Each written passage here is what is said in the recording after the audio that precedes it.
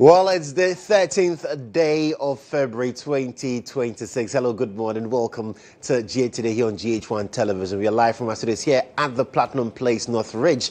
And this morning, it's a Friday. I'm excited about it. And I'm sure that you at home are also very excited about this Friday.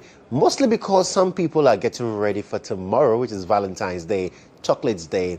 And yes, so much love to share, so much love to express, and yes, that's why we are here as well this morning, to share our love with you. And our love relationship with you basically has to do with informing you, educating you, and giving you up-to-the-minute news and information that you need to also stay ahead and to make meaningful conversations. I've told someone recently that, listen, if you watch this show every morning, your colleagues in the office would call you the smartest, because here we give you every information. So when they're talking about issues in the office, you also get to contribute with facts. You get to contribute with proper content if you keep tuned into the show. My name is Joshua Kodjo Mensah, and I'm excited to be on your screens from now till 10 a.m. when we say bye-bye to you.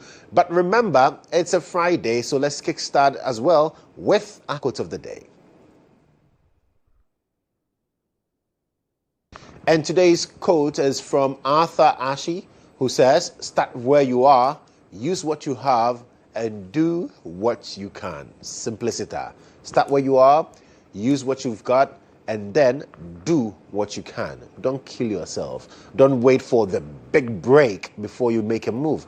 Wherever you find yourself is the right time to start. And there's no better time to start than today. Yesterday is gone. Tomorrow is not promised. What you have is today. So let's get started as well. So it's a Friday. So let's pump you up a bit and set the tone for the weekend with our video of the day.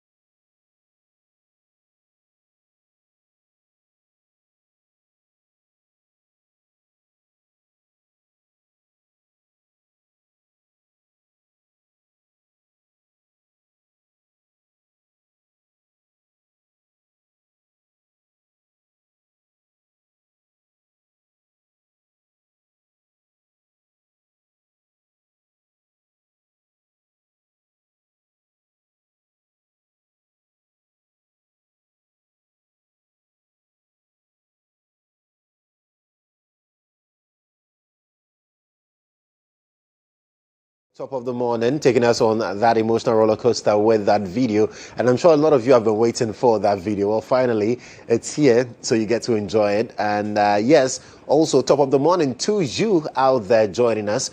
But remember, because it's a Friday, what we do on Fridays is to hand you over the microphone so that you can now share your thoughts with us. Now, last week, I got quite a number of callers talking to me about the East Ayawaso elections in the NDC primaries, talking to me about the fact that, well, data will be surprised. Musa Danque's data on predicting that Haji Amina would win. We'll come back here and talk about it. Now, they predicted that Baba Jamal would carry the day. Well, that happened, and so I'm waiting for them to call me and tell me exactly how they feel about all of that. But we'll be talking about quite a number of issues as well. Remember, the phone lines will be on your screen shortly, and then you can also call in and give us your information. But still, let's get into Inside Out.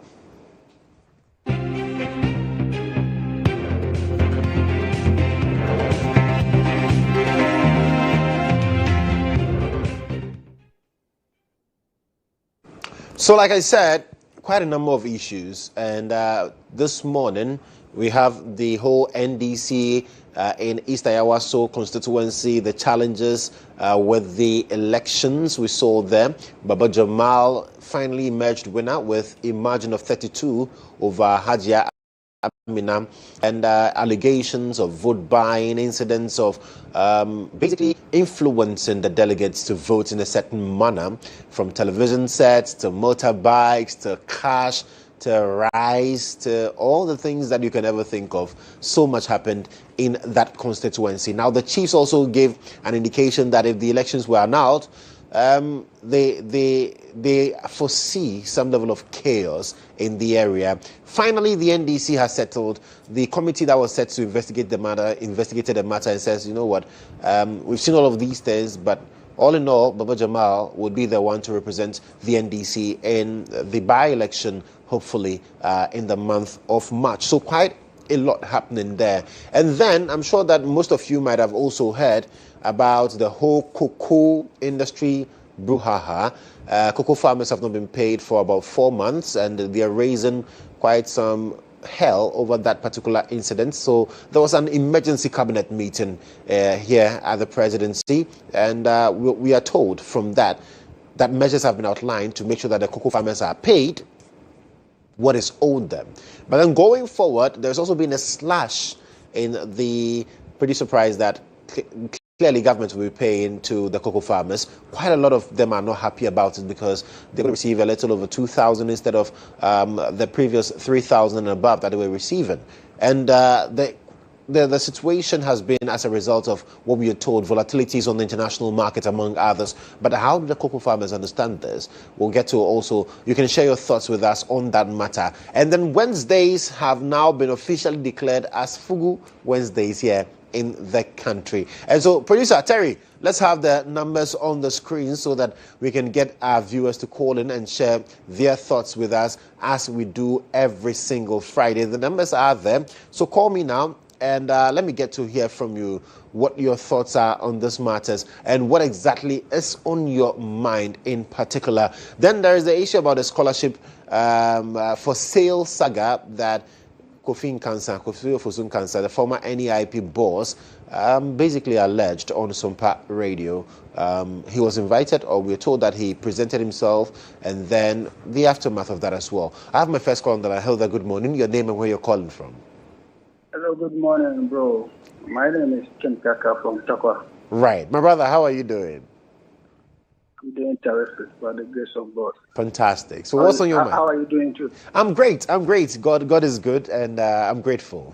Thank you for asking. Thank God. What is in my mind is about cocoa that have been reduced.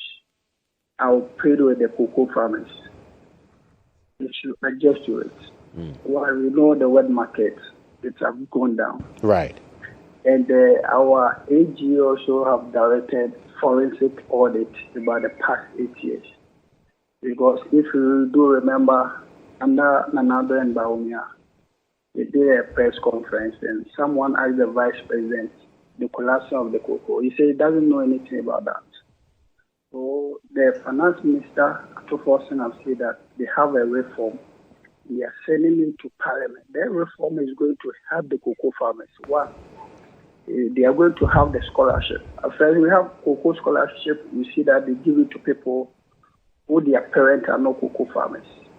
Another research, we will see to it that the rare cocoa farmers get that scholarship. And also, we have cocoa hospitals. We need to build those hospitals to the place where cocoa have been produced in Ghana here. So, and the one thing I love about what the finance minister said was that it's going to be an automatic adjustment. So what it means that when the world market, the cocoa price go up, definitely the Ghanaians cocoa farmers are going to benefit the increase of the price. So Right. And so for you, the farmers should, relax and then watch government go ahead, and then you say this is in their best interest. Well, since we lost that caller there, by the point. Hello? Well, hello, sir. Good Hello? morning. Your name and where you're calling from? My name is Ibrahim. I'm calling from Nima. Right, Ibrahim. How are you doing? I'm fine. I'm doing good. Fantastic. I'm great. I'm great, Ibrahim, and I'm sure that you then witnessed the East Ayawaso primaries for the NDC. I have prophesied for you that we are going to win. You say, and I've told you that this is the first time Musa Donka will get it wrong. In fact, come for your flowers, Ibrahim. Come for your flowers this morning. Yes. Because the issue is already we East Ayawaso we are tired of what the former MP. May he so rest in peace. We need to change. We don't need to stay one. You go to Parliament, you will stay there for almost getting to 60 years. We cannot hear our voice in Nima, the whole Nima. I remember 2000 where every constitution in Greater Accra lose they voted for MP. Nima voted for NDC. So why is it that all the time Nima of the backbencher in Parliament? But then. Right. I'm listening. Yeah. But if you listen to Musa Dankwa, he says, well, if it were fair, if the elections were fair, and the vote buying did not happen, data would have taken preeminence. That is our tradition. The election is free and fair. Even including your mama. I remember. So everybody give money to delegate. Nobody. This is our tradition. When you go to your hometown, don't you give money to your colleagues that you know them before? Oh, take this for this. Right. Some of the delegates, even never see a TV set, a 32 inches TV set, and this is the opportunity to have. And our party NDC to your mama USN, and the people rule for good 18 years. Ghanaians were suffering, and this is the opportunity to also have something small to eat. You say no. But they say it leads to monetization of the politics, makes politics expensive, and we don't get the right leaders. It's all about who has the money. All right. He's made his point there. Let's check out what you also have to say. Hello there. Good morning. Good morning. Yes, sir. Your name and where you're calling from? My name is Seji Shabashi from Nima. Hey, my brother. Hope you're doing well. Yes. I told you Musa Dankwa should relax. Today, dear, you have come for me, pa. Right. My little contribution is about the situation in Nima. Right. Nima is very calm. Everything will go on very well. And I'm so happy that the leadership of the NDC called the aspirants to order about what went wrong. I am against this monetization of our politics, and it is very dangerous to us. We don't want a nation to be like Nigeria, where the election is determined by the highest leader. And it is a wake-up call, and I appreciate the directive of the leaders. And about the cocoa sector, when the issue happened, my first concern is, was there any corruption allegation among the new leadership? If it is not so, and the price is because of the world market and the debt that was left behind. You see, and my concern is that the restructure that they are going to give, and I'm also against the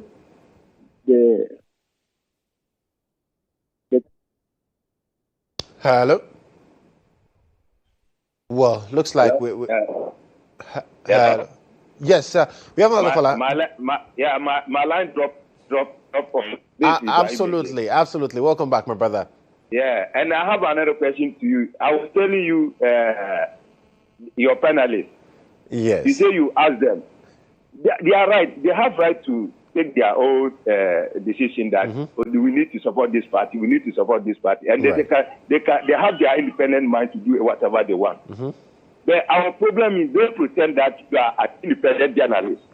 When you come, you are looking for a party. That is our problem. Right, but I'm sure you listened to Awudu last week. He mentioned clearly that as for him, he's declared his stance that he's a member of the NPP. What about the other guy? The one from Asasi Radio. Wilberforce is a journalist. He's not declared any stance yet. No.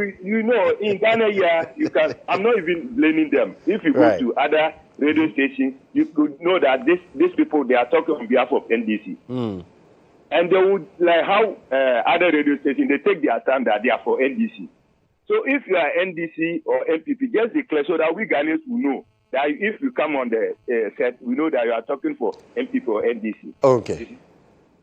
Well, thank you. Thank you so much. We'll have some another guest here today, and I'm sure maybe I'll find out from him where he also lies in terms of his political affiliation. Hello there, good morning. Hello, good morning. Please, the line dropped. Let me give that. Fantastic. Yes. Finish that for me. I'm saying that the directive that the finance minister has given that the road sector should be moved from the cocoa board, and the debt that they have approved, it should be taken out and given to the roads and highways. And my appeal to the cocoa farmers is that, as they have listened to the government, they should not give their land to galamseyers. It is just some short, this unforeseen circumstance. Everything will be well. Very well. So let's check out if we have another call on the line. Hello there, good morning.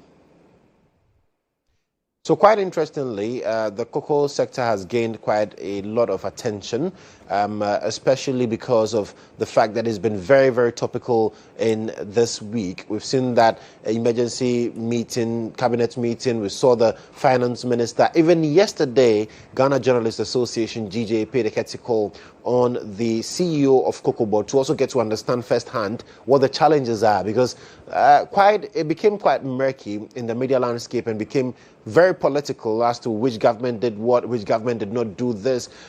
So GJ sought to find out exactly what the state of affairs were regards the activities of Cocoa Board and the recent challenges. And the CEO, Dr. Randy Abe, he provided some perspectives to the matter as well. But what we do know is that there is that roadmap from the finance minister, Dr. Kasela Tuforsen, who also addressed the media yesterday, engaged the media to properly situate the conversation on this whole matter. Because remember, earlier there had been accusations about the forward sales of cocoa beans and the fact that there is some rancor between the CEO of Cocoa Board and the MD for Cocoa Marketing Company, for which reason we are where we are. In fact, that has been the argument from the NPP, including the fact that, well, cocoa beans had to be sold at a certain time, but because of the lack of harmony between the two heads of the institutions, cocoa beans were not sold. And so now we have this to deal with international market prices falling to around $3,000. And so that's where we are. But the roadmap is clear from the finance ministry as to where we are going from here. And so quite interesting dynamics with the issue of cocoa. But we have another call on the line. Hello there, good morning. Hello. Okay. Well, you can still call. We have some few minutes more to wrap this segment up. So the numbers are on your screens. You can pick any of them, get interactive with us. Let's also get to hear from you. But what we also do know is that work has started. Work has started on the La General Hospital. It was destroyed to rehabilitate it. As it stands now, the edifice, the contractors, we are told, are back on the side. And we'll get to understand more on that. We have another call on the line. Hello there, good morning. Hello. Okay. Well, we seem to have lost our caller there, and we need to make way also to get to hear from the latest in the world of sports. GHOne's ADZI will be joining me shortly, but I'll take a breather here.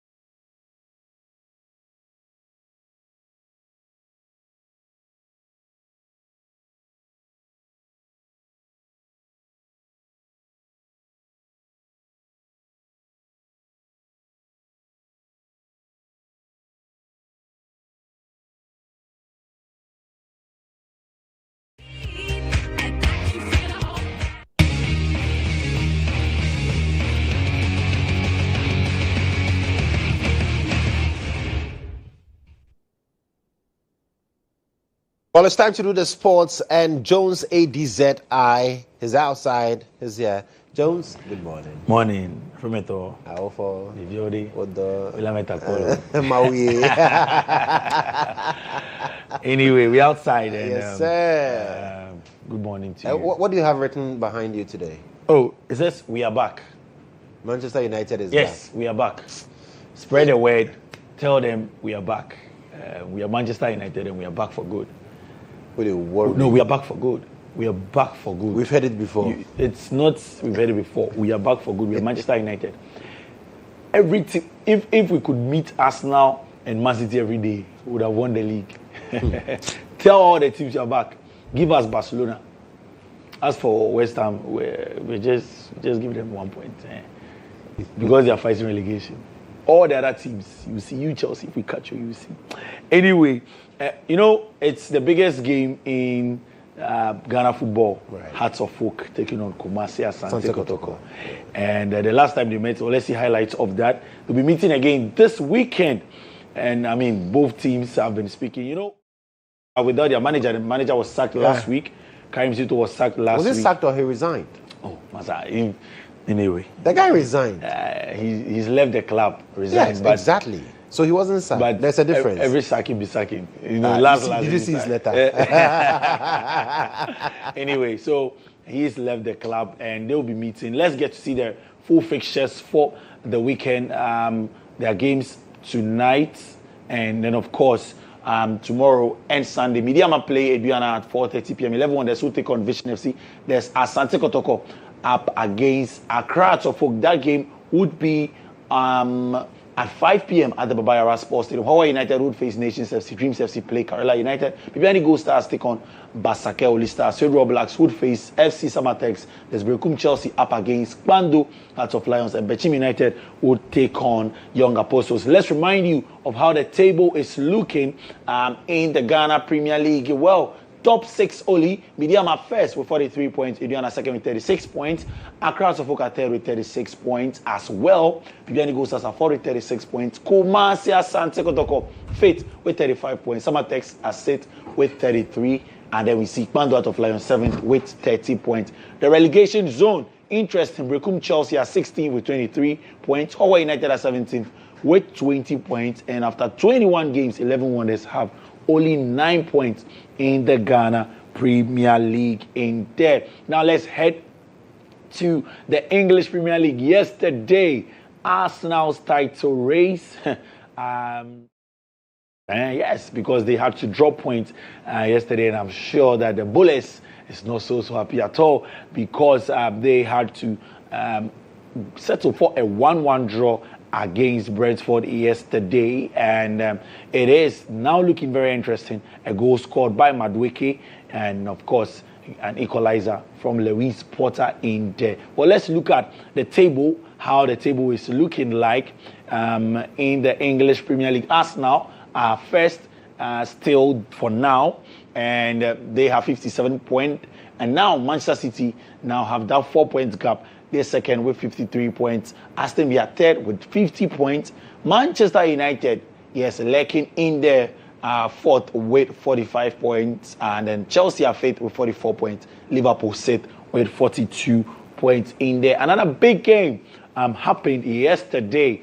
And let's just watch highlights of this one when Atletico Madrid trashed, in fact, they humiliated by 4-0 in the Copa del Rey game in there. And a lot of people so surprised. Let's just watch some highlights from that game.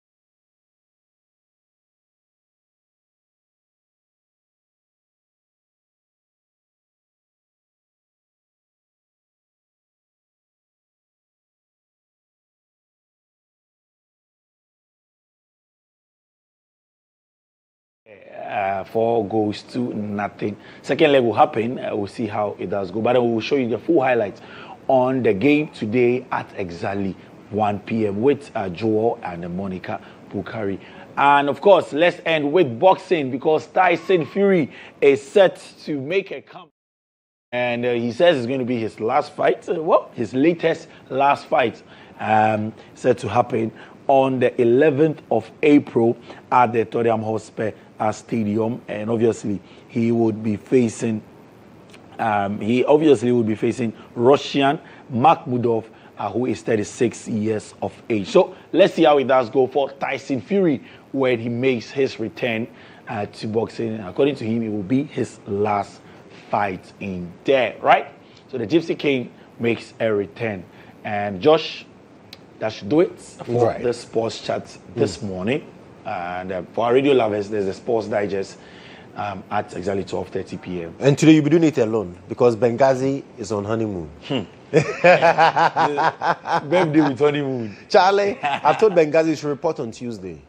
Oh, okay. Yes. You are assistant HR. Yeah. Oh, okay. Yeah. So we've stamped up for Benghazi. If the matter come to her, Matakava. Jones, thank you so much for bringing us the sports. Well, the gentlemen are ready. It's a Friday, so we get to have conversations with my colleagues in the media fraternity. You know, yesterday I heard the GJ president talk about inky fraternity. Now we don't write though, we type. So now is that we'll be right back. Stay with us.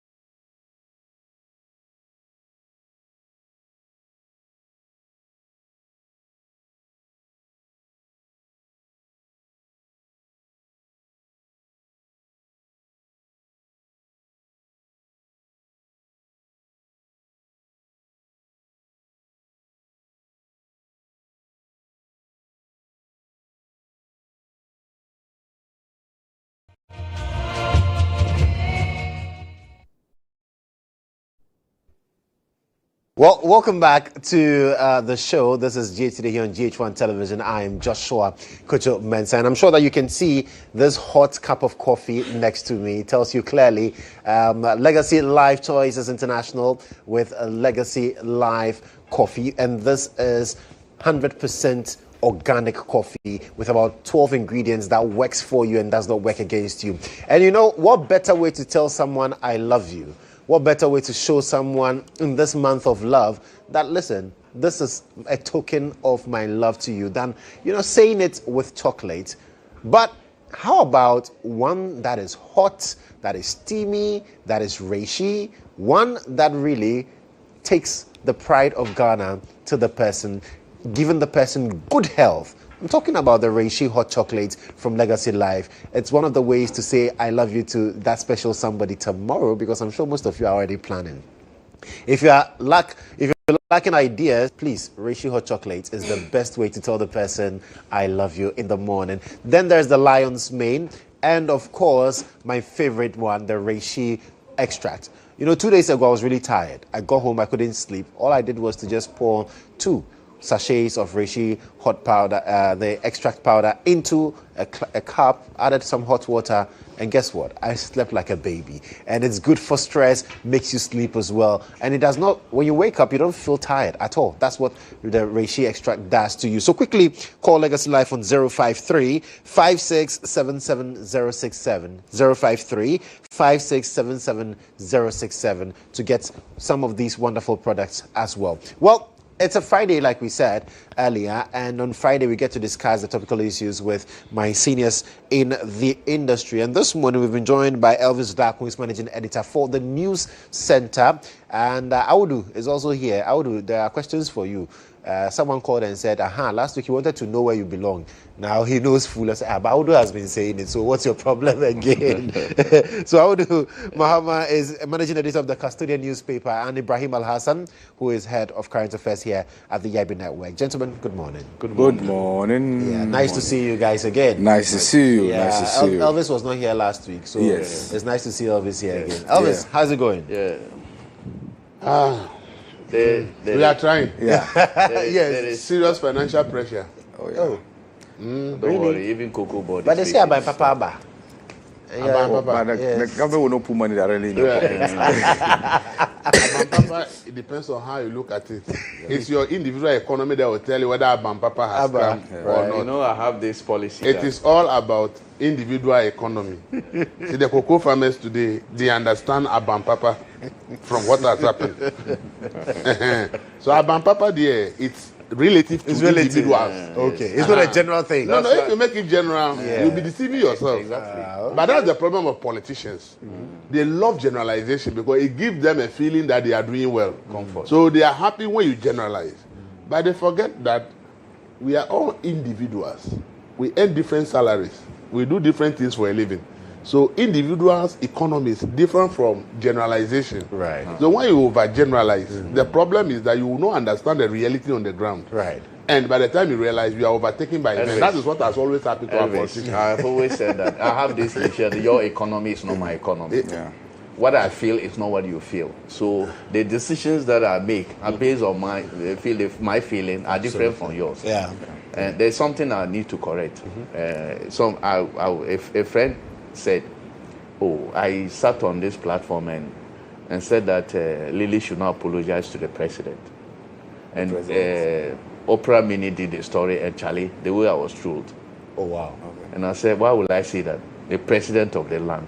How will I say... Your big brother. My big brother. How will I say that if somebody has said something against the president, why will I say that person should not apologize? I never said that. Right. It was this issue with the foreign affairs minister. It was actually the foreign affairs minister said that that apology was needless because it didn't warrant any apology. That was what I said. The president never came in at all. It was the least I said was about government. And government sometimes can be president because of the way we do things. But I never said that nobody should apologize to the president. The president, yes. I will never do that. Why? The issue for the apology before. Oh, we don't want to go there. That was that issue. It was. Anyway, congratulations to Lily Mohammed. Yes, Lily. Who has been adjudged. Yes, the best newscaster. Female newscaster. I have the story. Yes. And it's unfortunate that Monday I will do it. Everything that she said. Thank you. In terms of the content. I should speed and whatever. Yes. Oh, yeah. Whatever she said is the passport. on You point. see, but that's the point I would That's make. the point I would have never said. Yeah. He never mentioned the president. Yeah. No, it was the foreign affairs minister. Of He said course, there I was said no it was need for that. needless Yes. for him to apologize. Why is it that people don't want others to express themselves. their own views? See, As we are going to speak yeah. on the same issue, Yeah. I will hold a different view. Yeah. I hold a different. That is human beings. We are not robots. So that when you type ChatGPT, what is Kofi Mensah, and it will give you the same description. That is not what it is. Yeah, human beings. Right. So people should be allowed like to I express explained to their- Audu the last time. Lily did not apologize because of the opinions he expressed. No. And nobody should apologize for expressing an opinion, regardless of how unpopular that opinion is. Okay. And it will be the very day the government sinks itself is it demands apologies for opinions. What Lily did was to say sorry to viewers and the minister for choice of words. We can't explain that enough. You see, choice of words. That's it. It's not an opinion. Yeah. Let's leave it there. Yeah. That's for choice of words. If you even go into those Let's ones. go to Coco. This That's what they say. If you go to choice We'll of words, spend 30 minutes talking about debating this. about this choice Right, of words. right. thing. Because So, people are used words. Okay. Well, so we are not going to use words. And we are getting into the details of our conversation this morning. And of course, the most topical one has to do with cocoa board and then cocoa farmers not happy.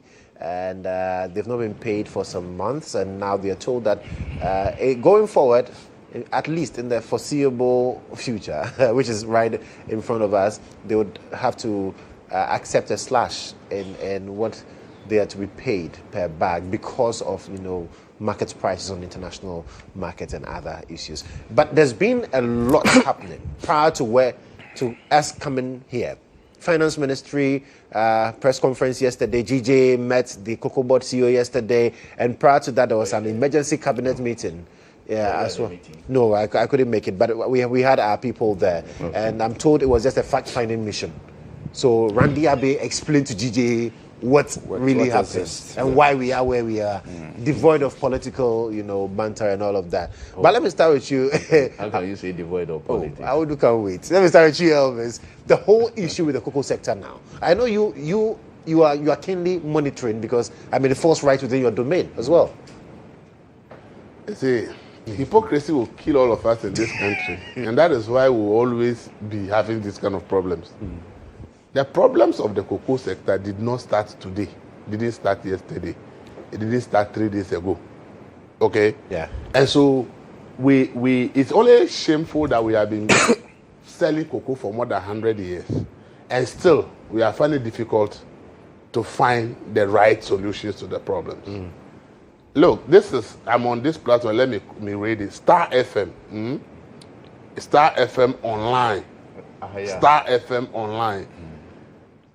It's published June 7, 2017.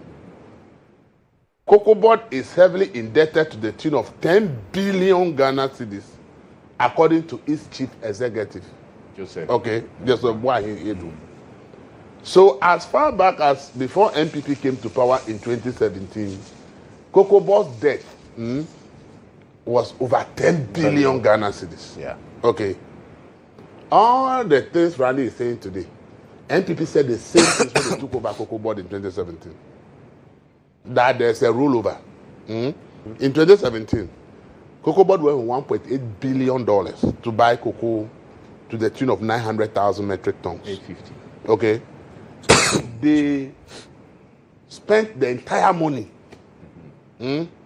after losing the 2016 elections. In December, they withdrew the last money of $300 million from Cocoa Board accounts. When NPP came to office, Cocoa Board had bought just a little close to 600,000 metric tons of the cocoa, but the money was finished. So the then Cocoa Board now have to go and look for additional money to be able to buy the remaining cocoa. So when Randy says that there's a rollover today, in 2017 there was a rollover.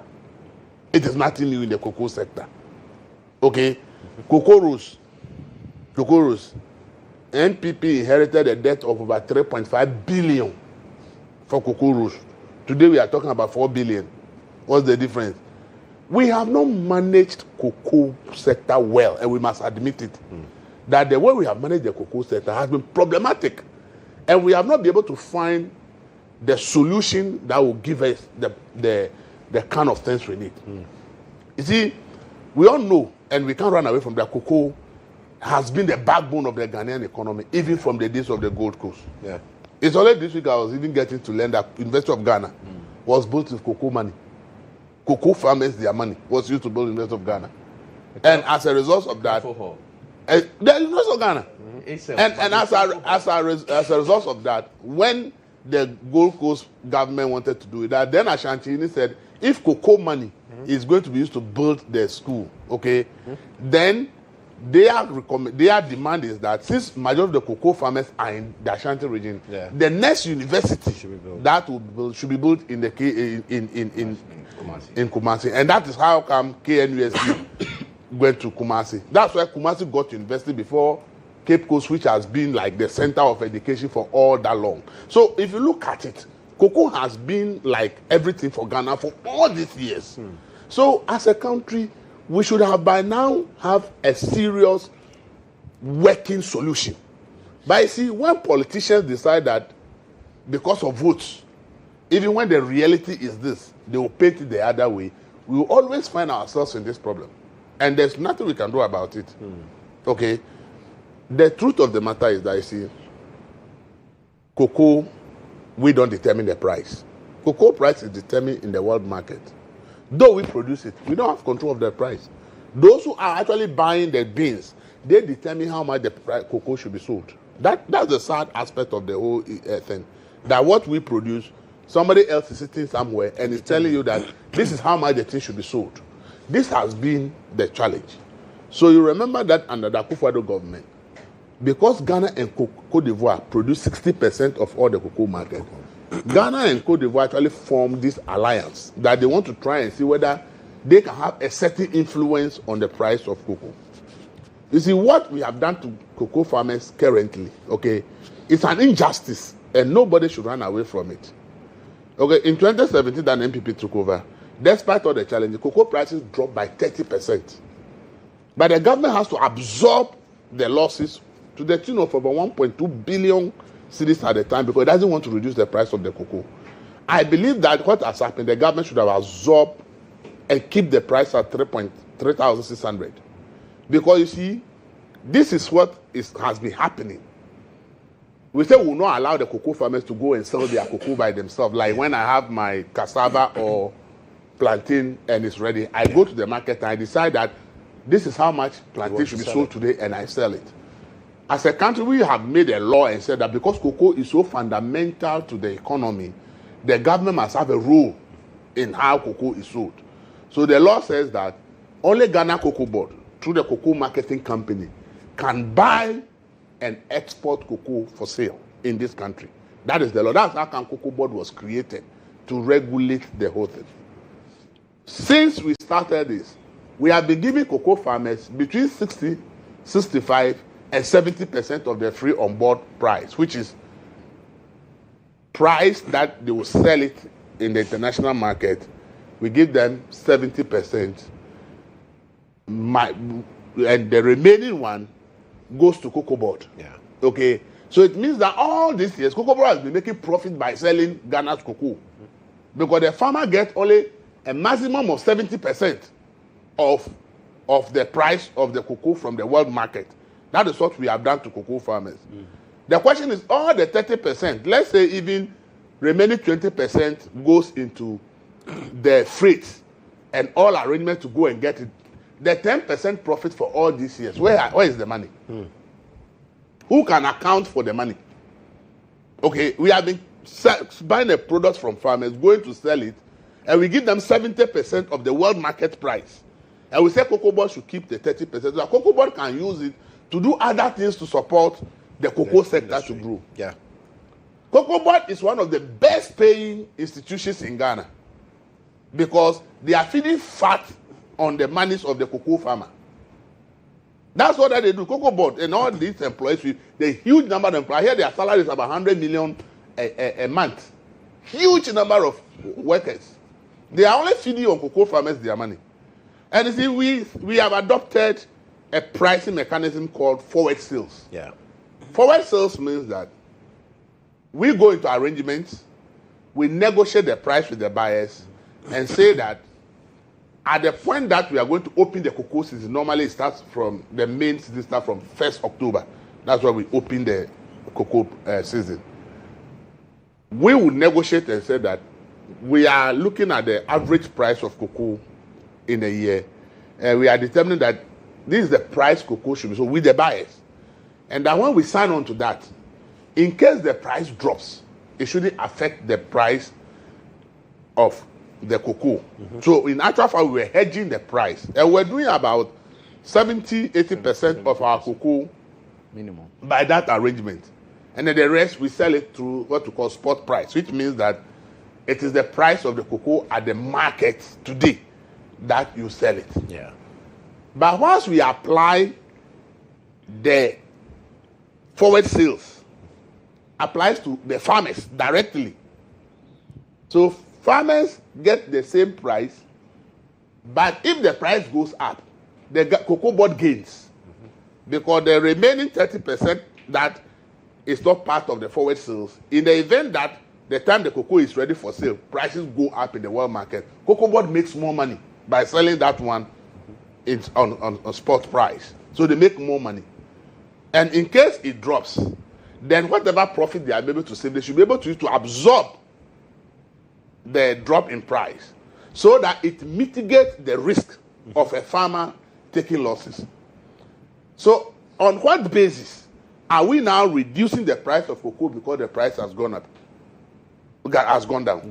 Yeah. Because if you have given the farmer that you are giving him 3,600, that's what you say you buy it. You are not giving the farmer the choice that as at the time that the CMC officials come to you, your price will be determined based on the world market price. That's not the opportunity you have given to the farmer.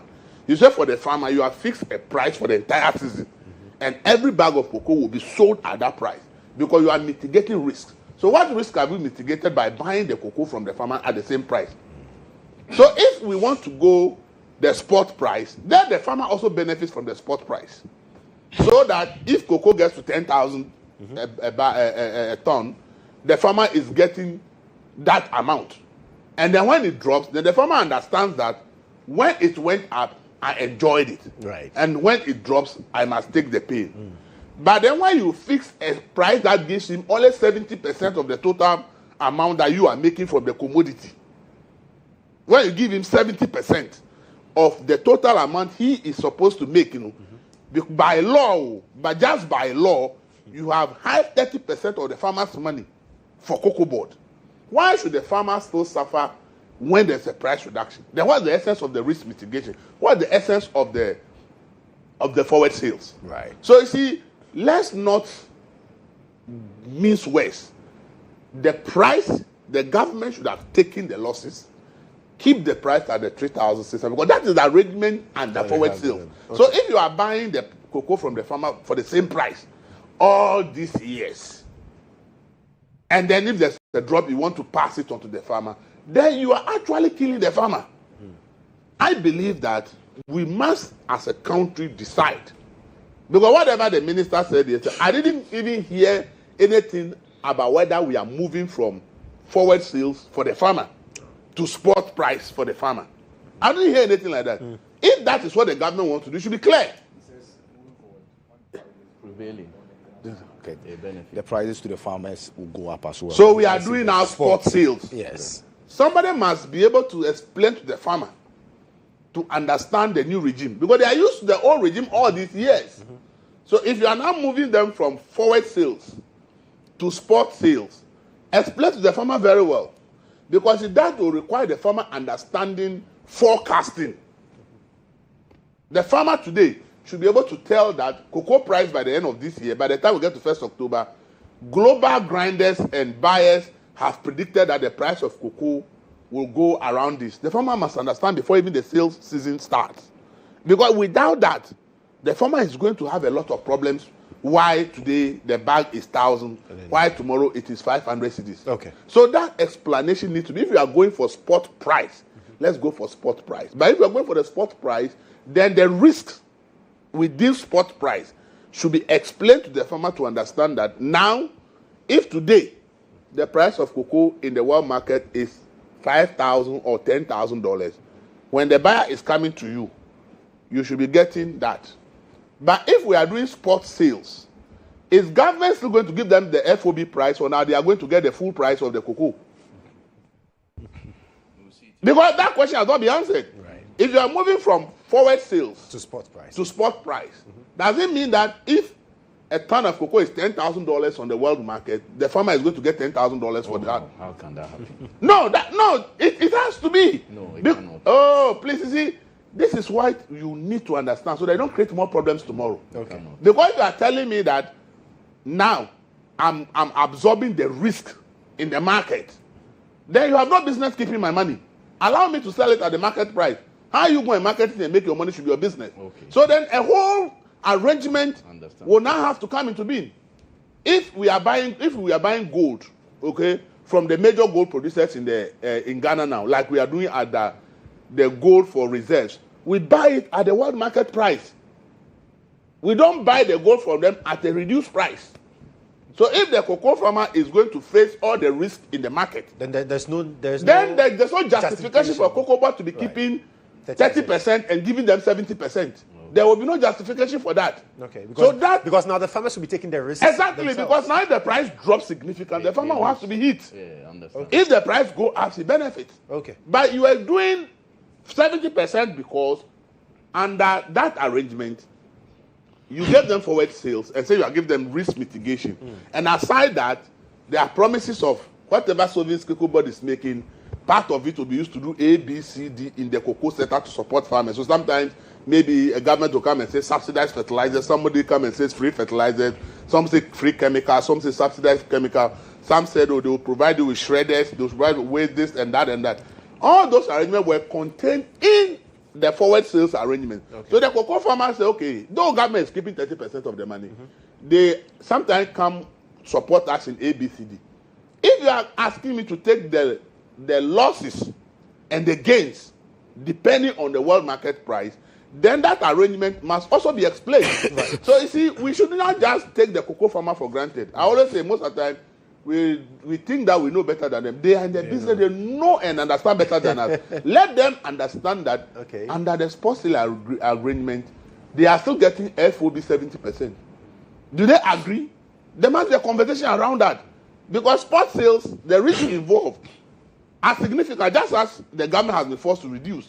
Because the price of cocoa has dropped significantly. Yeah. So if I'm going to face the risk in the market, then I need my money to be able to plan. You cannot be keeping part of my money when I am taking the entire risk. I'm taking the entire risk. Let me bring if I'm taking the full risk, I need my full money. Okay. Audu. Yes. We are where we are because of politics. So when anybody tells me that we should not politicize the cocoa sector, I say that why? Why do we have governance? There's politics there. Look, me from day one, I knew there were going to be problems in this sector. When president appointed the CEO of the company, CEO decided that he was going to appoint somebody CEO of the cocoa marketing company. He appointed a CEO. A few days later, government decided that no, we also appoint another CEO to replace who he has appointed. I knew we were heading for danger. You know, cocoa marketing company actually buys the cocoa. That's a subsidiary of Cocoa Board. Yes. They buy and sell the cocoa. They know the market. They do all these things. So if from day one there's confusion on who to head that institution, that vital institution, you should know that there will be problems in future. So that was what happened, even from day one.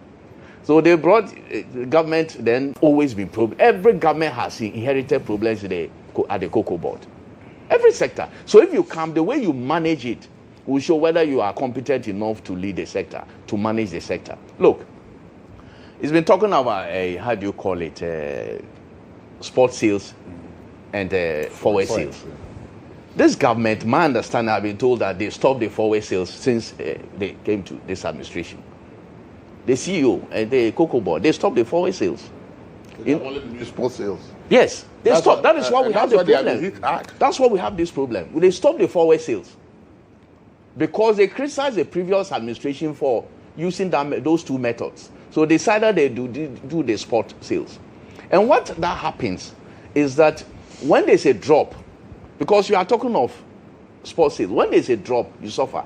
The reason why people do forward sales is part of hedging in commodity trading. You forecast, you know what is, you look at today in 2027, what would cocoa price be like? Then you go and you forward sale. You even go to the market and say, I'm going to sell to cocoa farm, those who buy cocoa, buyers at this price. Then you fix it there. Whether the prices drop or go up, you get that guarantee. You get it. It's a fixed price. The farmer gets the guarantee price. So, but once you do the spot price and the prices fall down, then you find yourself wanting. I'll just inform that in 2025, as of August, the cocoa price was $5,000 per ton.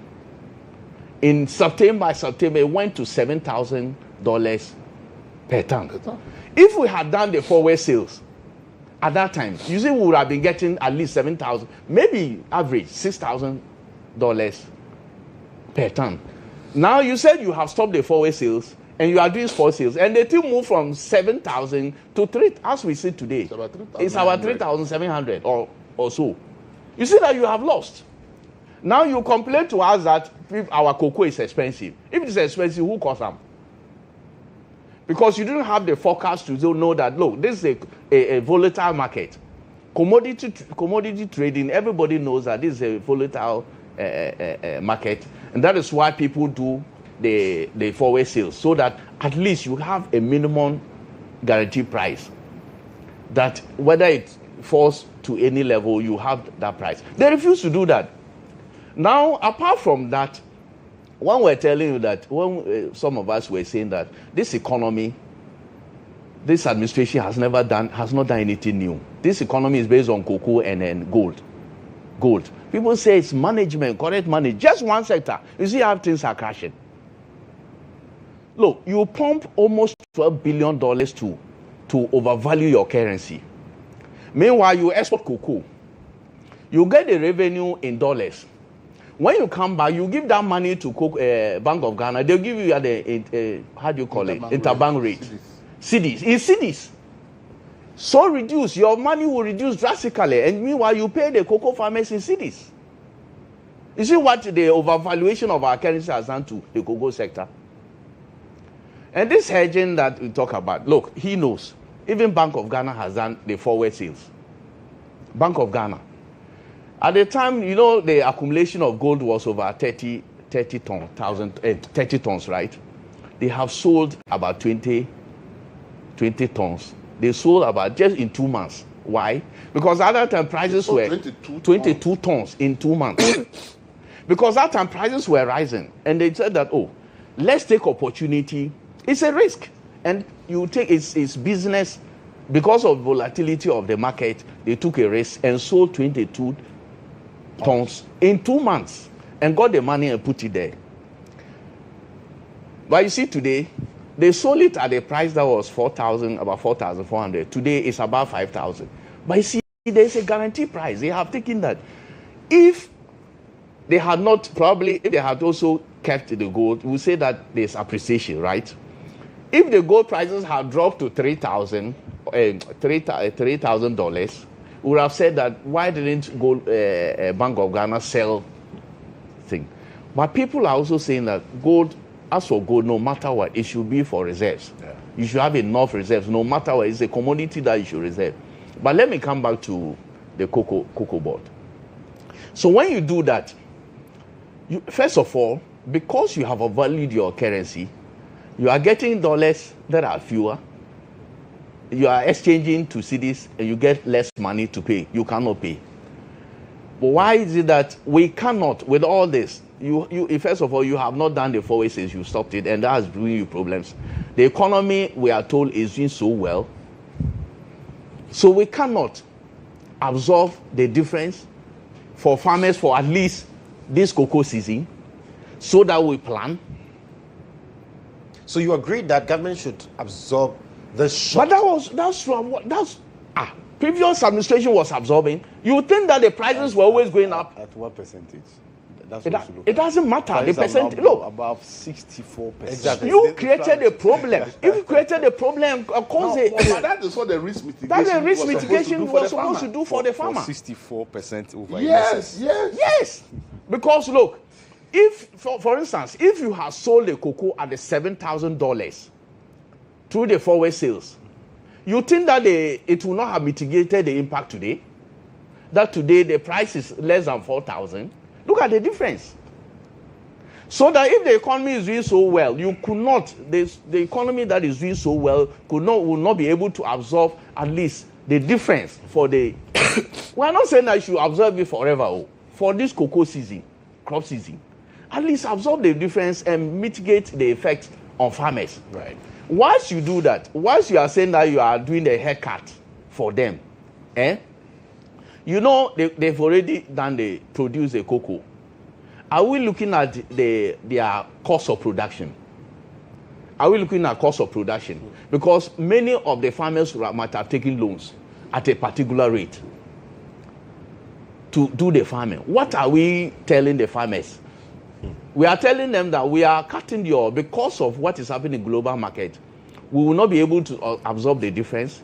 And you to go to hell with what you have taken at the bank. Whatever you do with your loans, handle it. Because they produce at a particular cost. Now, hoping that the prices will be at a particular level. Now you have reduced the price for at least over 1,000 Ghana cedis per bag. Elvis calculated it very well, and it was 16,000 per ton.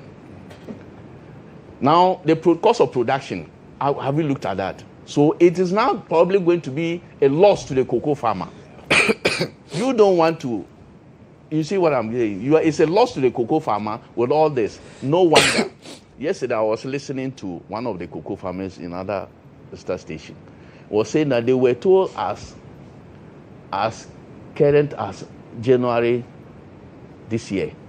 They met them at the cocoa board, and government officials met them at in the Western region, and said there was not going to be a reduction, at least for this cocoa season.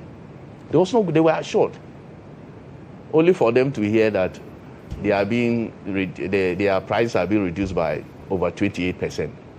That's not fair to the cocoa farmer. It's not fair, especially when this government condemned the previous administration for not increasing much. Are we today telling us that when the NDC was in opposition, they didn't know what was happening in the cocoa sector? If they didn't know what was happening in the cocoa sector, why were they blaming the government for not increasing the prices?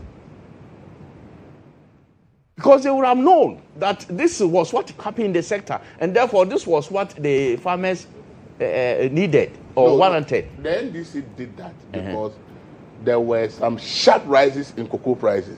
But at that time, government had already negotiated with the buyers. Yes, and given a particular in the forward price. sales. Yes. So the increase in price did really not doesn't affect. affect. But then they were using the sharp increases after the farm gate price has been declared to accuse government of not increasing. Of cheating cocoa farmers. Exactly. But as he said, if last year they got to as much as 7,000. Yes. Why is it that they didn't do the same? Especially when they adopted. See, that's what I'm saying. When we take the politics out and we look at the economic issues, all these things would have been better managed.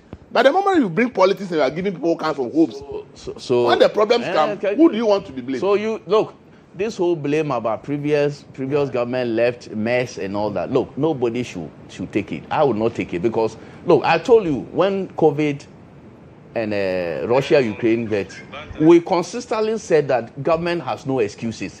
COVID did not happen only in Ghana. Russia-Ukraine did not happen in Ghana. It was far away, some miles away from Ghana. So it should not affect our economy. Are we the only producers of cocoa? Why should farmers in this country suffer from what happens externally?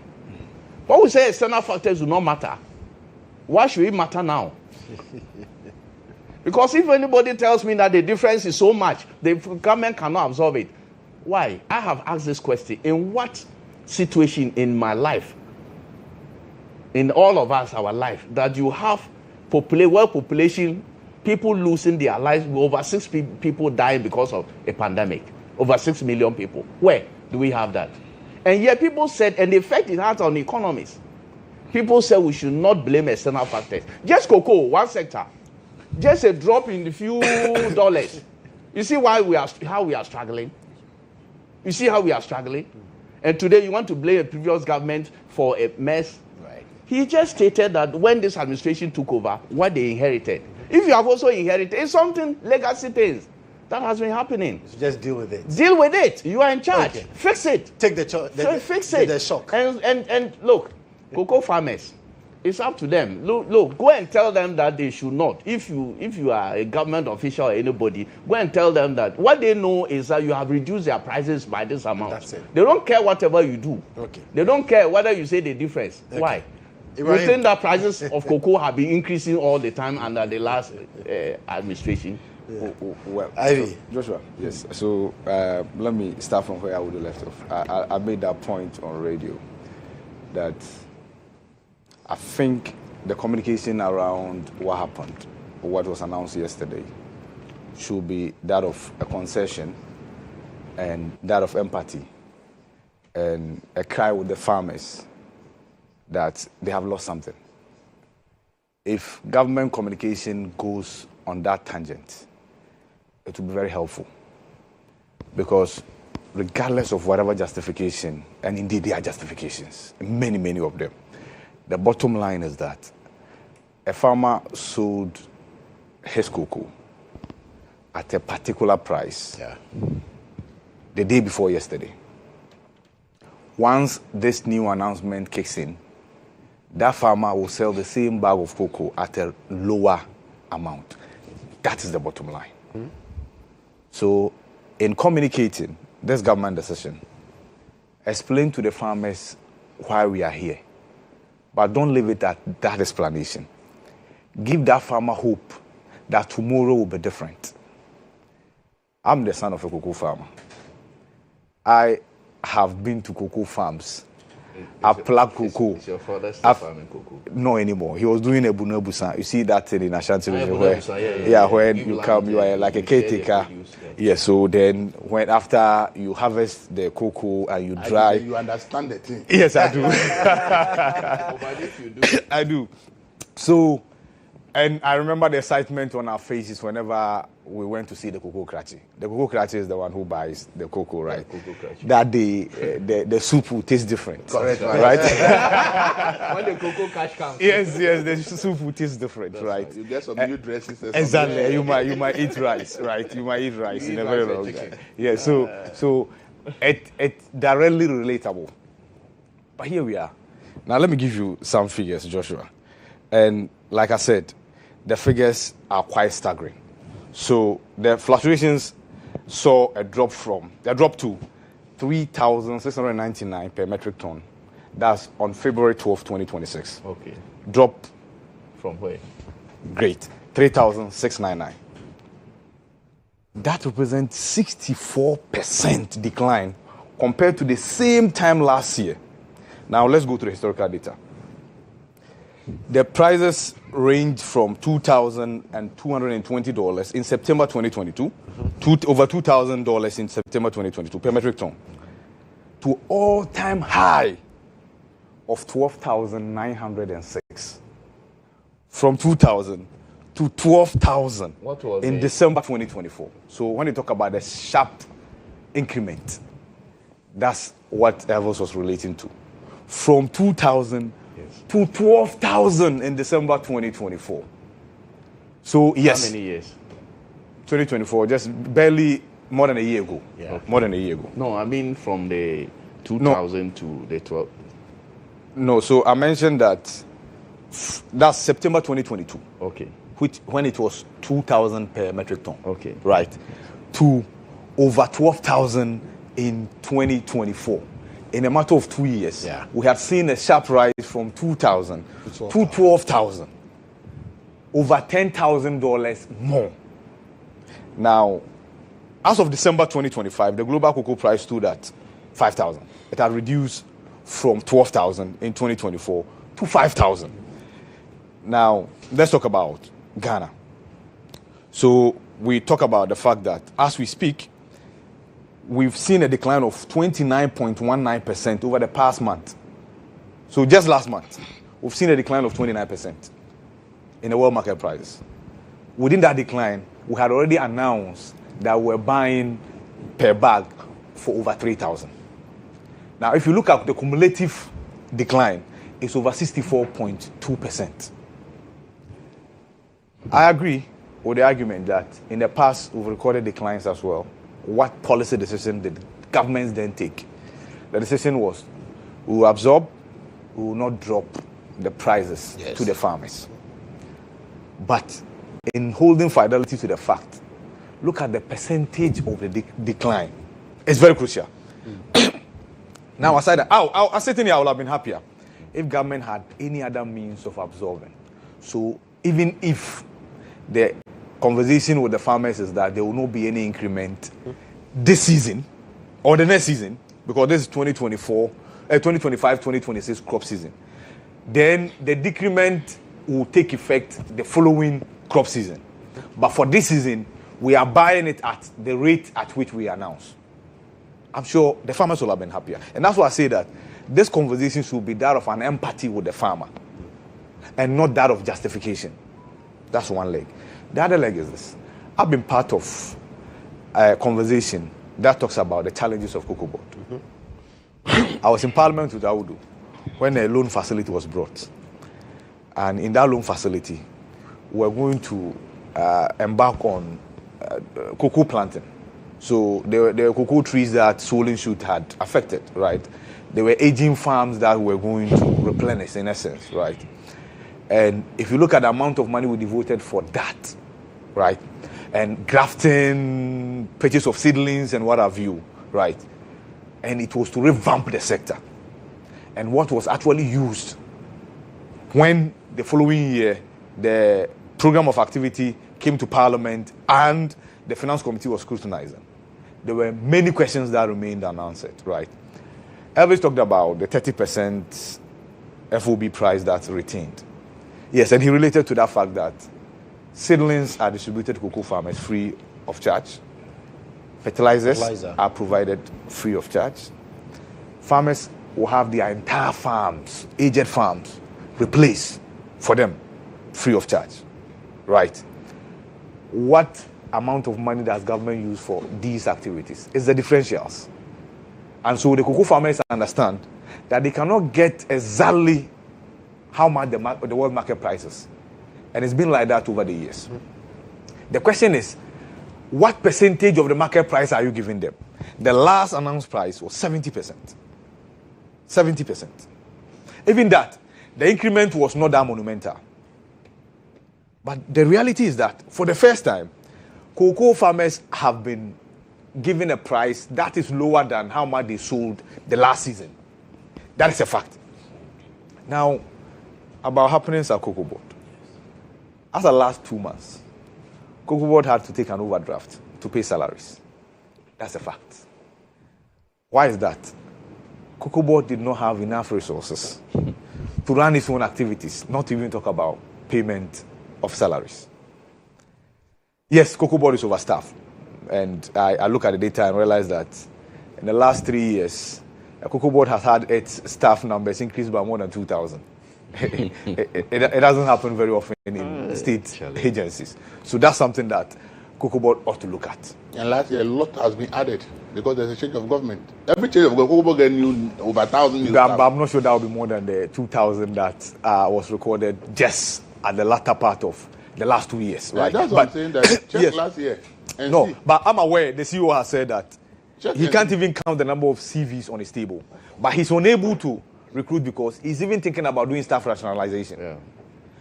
At this material point in time, as far as the health of cocoa board is concerned, it will not be prudent economically for anybody to be increasing number of staff. That's a fact. Now, if you want to look at how troubled cocoa board was, look at our program with the IMF. The IMF had a spotlight on two sectors, the cocoa sector, energy sector. And this was copiously announced. So if Cocoa Board was not in trouble, the IMF would not have put the two sectors on its radar. For the energy sector, fortunately for us, the one Ghana cedis levy has been the answer to all the problems in the sector. And so for the energy sector, we have a golden solution. Paying 1 Ghana cedis per litre of the fuel that all of us buy. For Cocoa Board, the problem was much more than just introducing a levy. How are you even going to define that levy? Cocoa Board could not go for syndicated loan for the 2025-2026 crop season. And we're told that it was because of a prudent government economic management decision. Well, it's coming out that that's a lie. We just were not creditworthy. So we could not get a syndicated loan because we could not convince the banks that we could pay back. Right. Now, and that's what explains why for the past 3 months, cocoa farmers have sold their cocoa beans to cocoa marketing companies, but they are unable to make their money.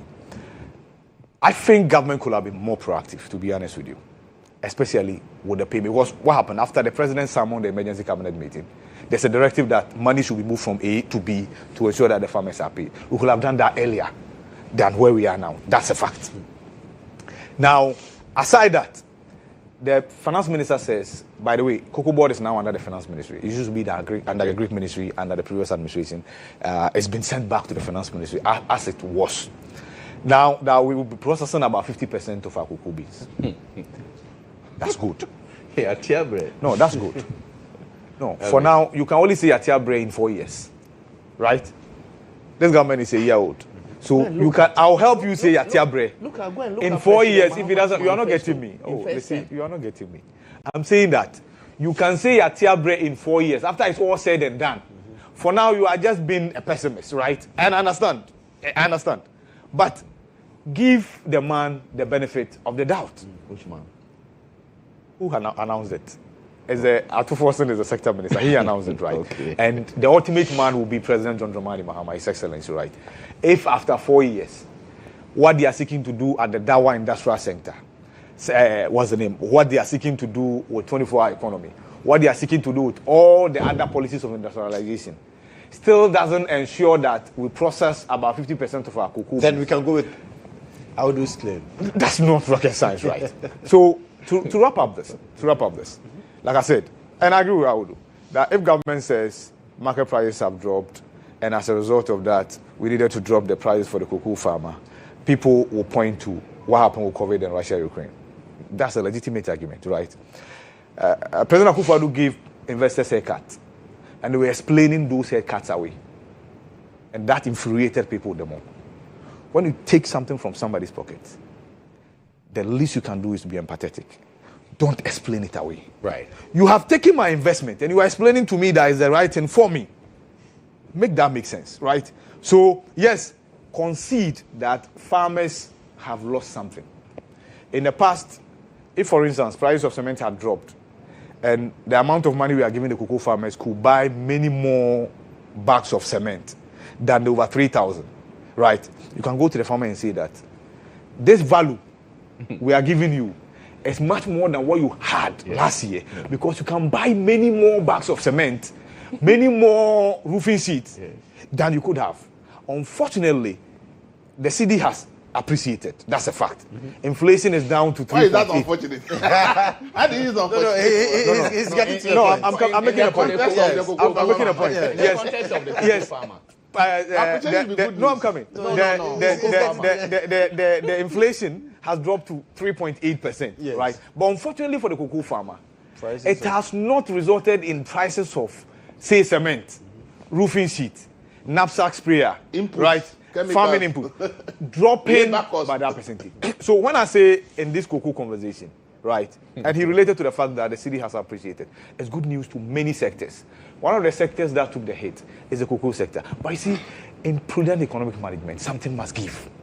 GRE is telling you about its losses. Something must give. We spoke to the board chairman for Cocoa Board, right? The former NDC chairman, Samuel Ofosu-Ampofo, doctor, who related to this same fact that yes, we are excited that we are clearing our cars at a reduced port duties, right? We are excited that we are importing raw materials for the pharmaceutical sector at reduced prices. We are excited that clinker is costing us less in producing cement. And what is the But cost of there, cement today? there are other sectors that will have to take the brunt, bear the brunt. And the cocoa sector is one of them. Right. GRA, another. The central bank, the Bank of Ghana, has recorded losses as a result of the appreciation of the cedi. Something must give.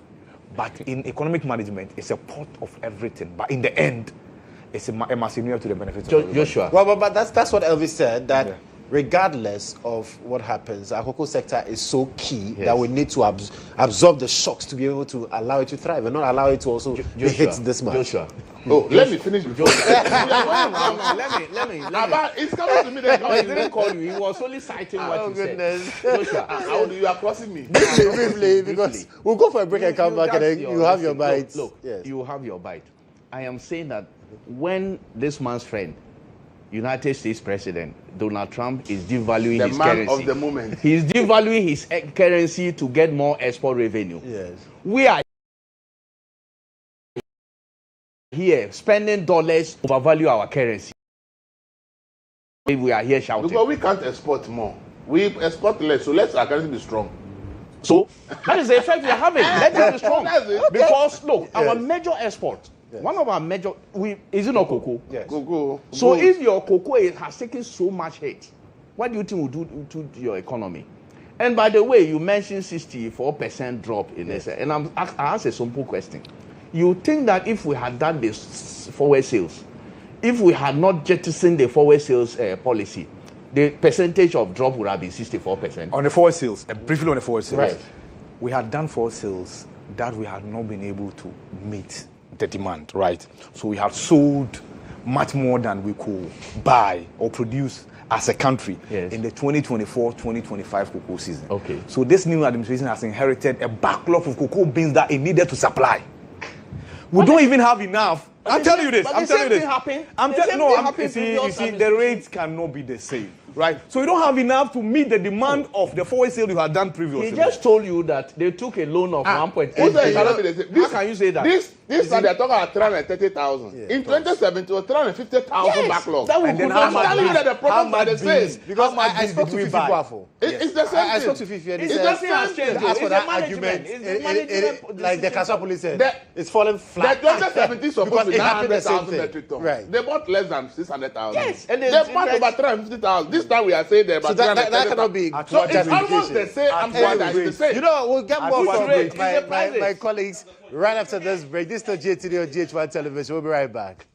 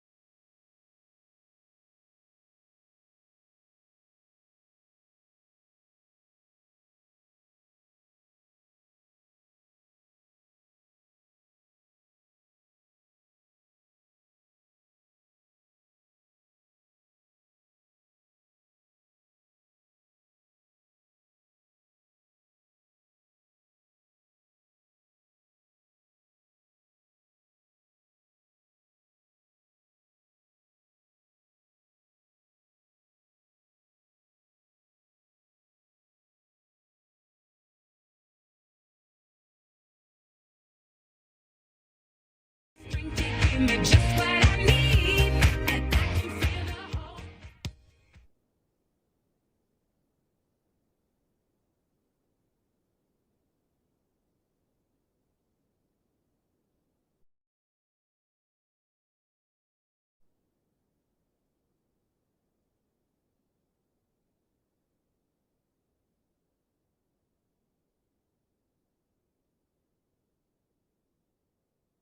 Well, thank you so much for staying on with us here on GH on GH1 television. And we always remind you to brush twice daily, in the morning when you wake up and before you go to bed at night. And Pepsodent has exciting news for all of us here in the country and beyond, because if you're looking for premium toothpaste, there's a reason why whenever people want to send others to buy toothpaste for them, they tell them, "Koto Pepsodent's mommy." It's because the brand has established itself as the #1 toothpaste choice in Ghana. Now, they have two exciting flavors out there. We're talking about the charcoal, Pepsodent charcoal, and then Pepsodent herbal. And for those of you who want to have a taste of, you know, how it used to be in the olden days, well, Pepsodent charcoal says that you can use the Pepsodent charcoal blend because it has fluoride. It's also a unique combination of natural charcoal, lemon, mint, and zinc to keep your teeth very, very healthy and white as well. Now, for those of you who like the herbs,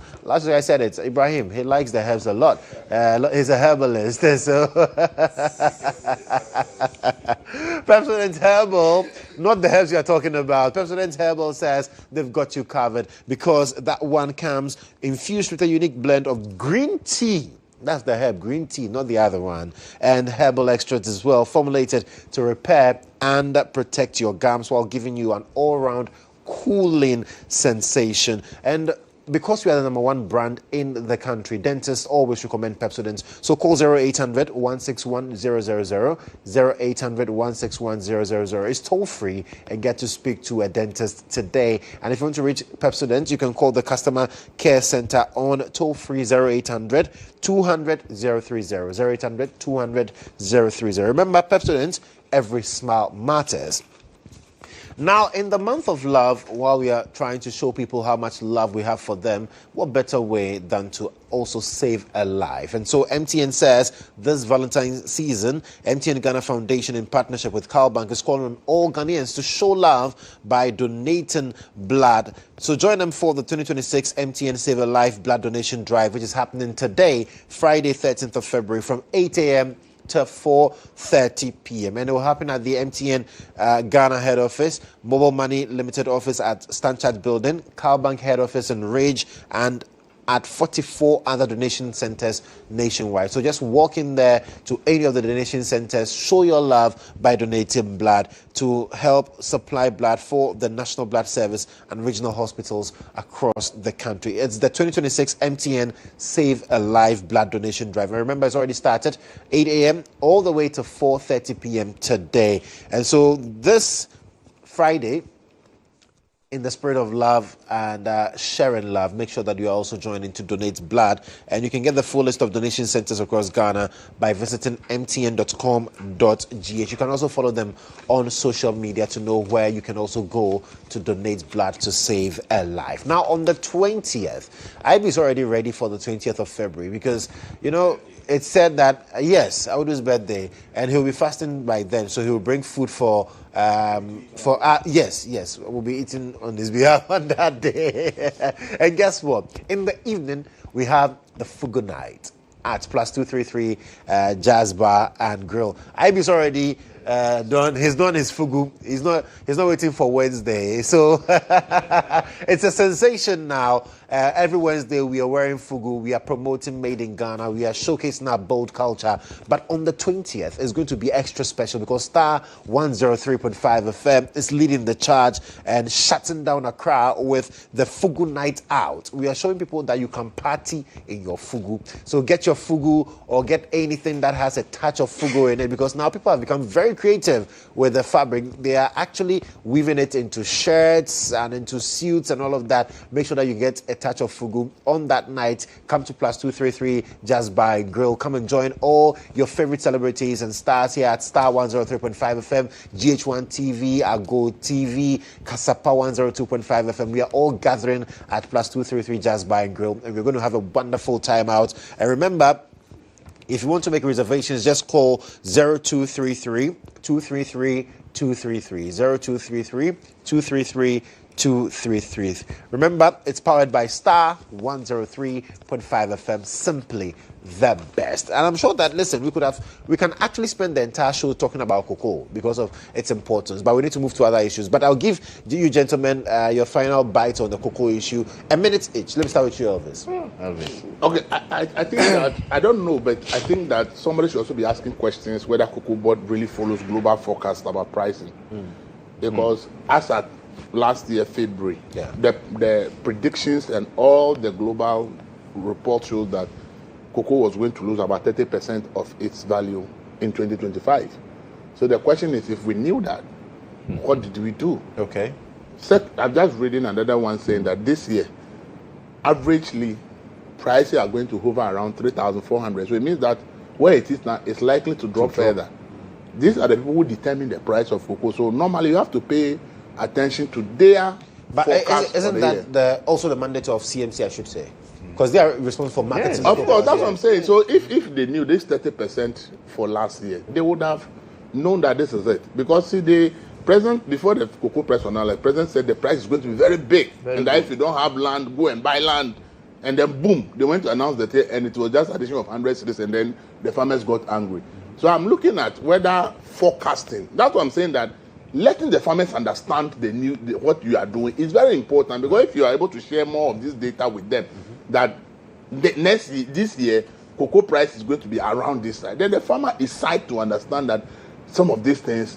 But when you leave them like that, they are thinking that the price are going to skyrocket, and it doesn't. We have a problem. Look, our economy, we need to look at something. If you look at page 9 of the news center today, I looked at commodity prices performance. Okay. Cocoa is down, oil is down, gold is down, coffee is down. It means that this year, so far, commodity prices are not looking good. So if we're a country that our economy is largely now depending on export of commodities, then raw materials, commodities, we have to be very careful. We have to be looking at possible impacts and what we need to do. I have said that, look, whilst we enjoy doing politics with these things, the global market that determines the price don't care about what you are going to promise the people. Today, I know Atufosi will be looking at his video that says that President Mahama will give you 6,500, and I am not giving them 2,500. You understand it? As at 12,000, over 12,000. It doesn't matter because at the time, that cannot be true, because at that time the price has already been locked in. Right. We get that. Okay, price Atufosi knows that forward sale has already been. That's why I promised them spot sales.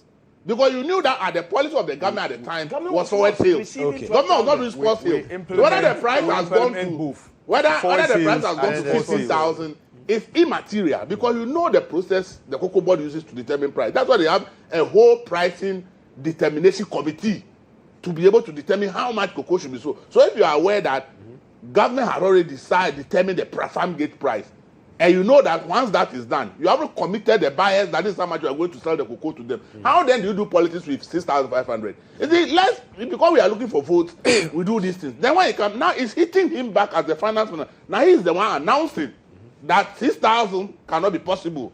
We are now giving 2,500.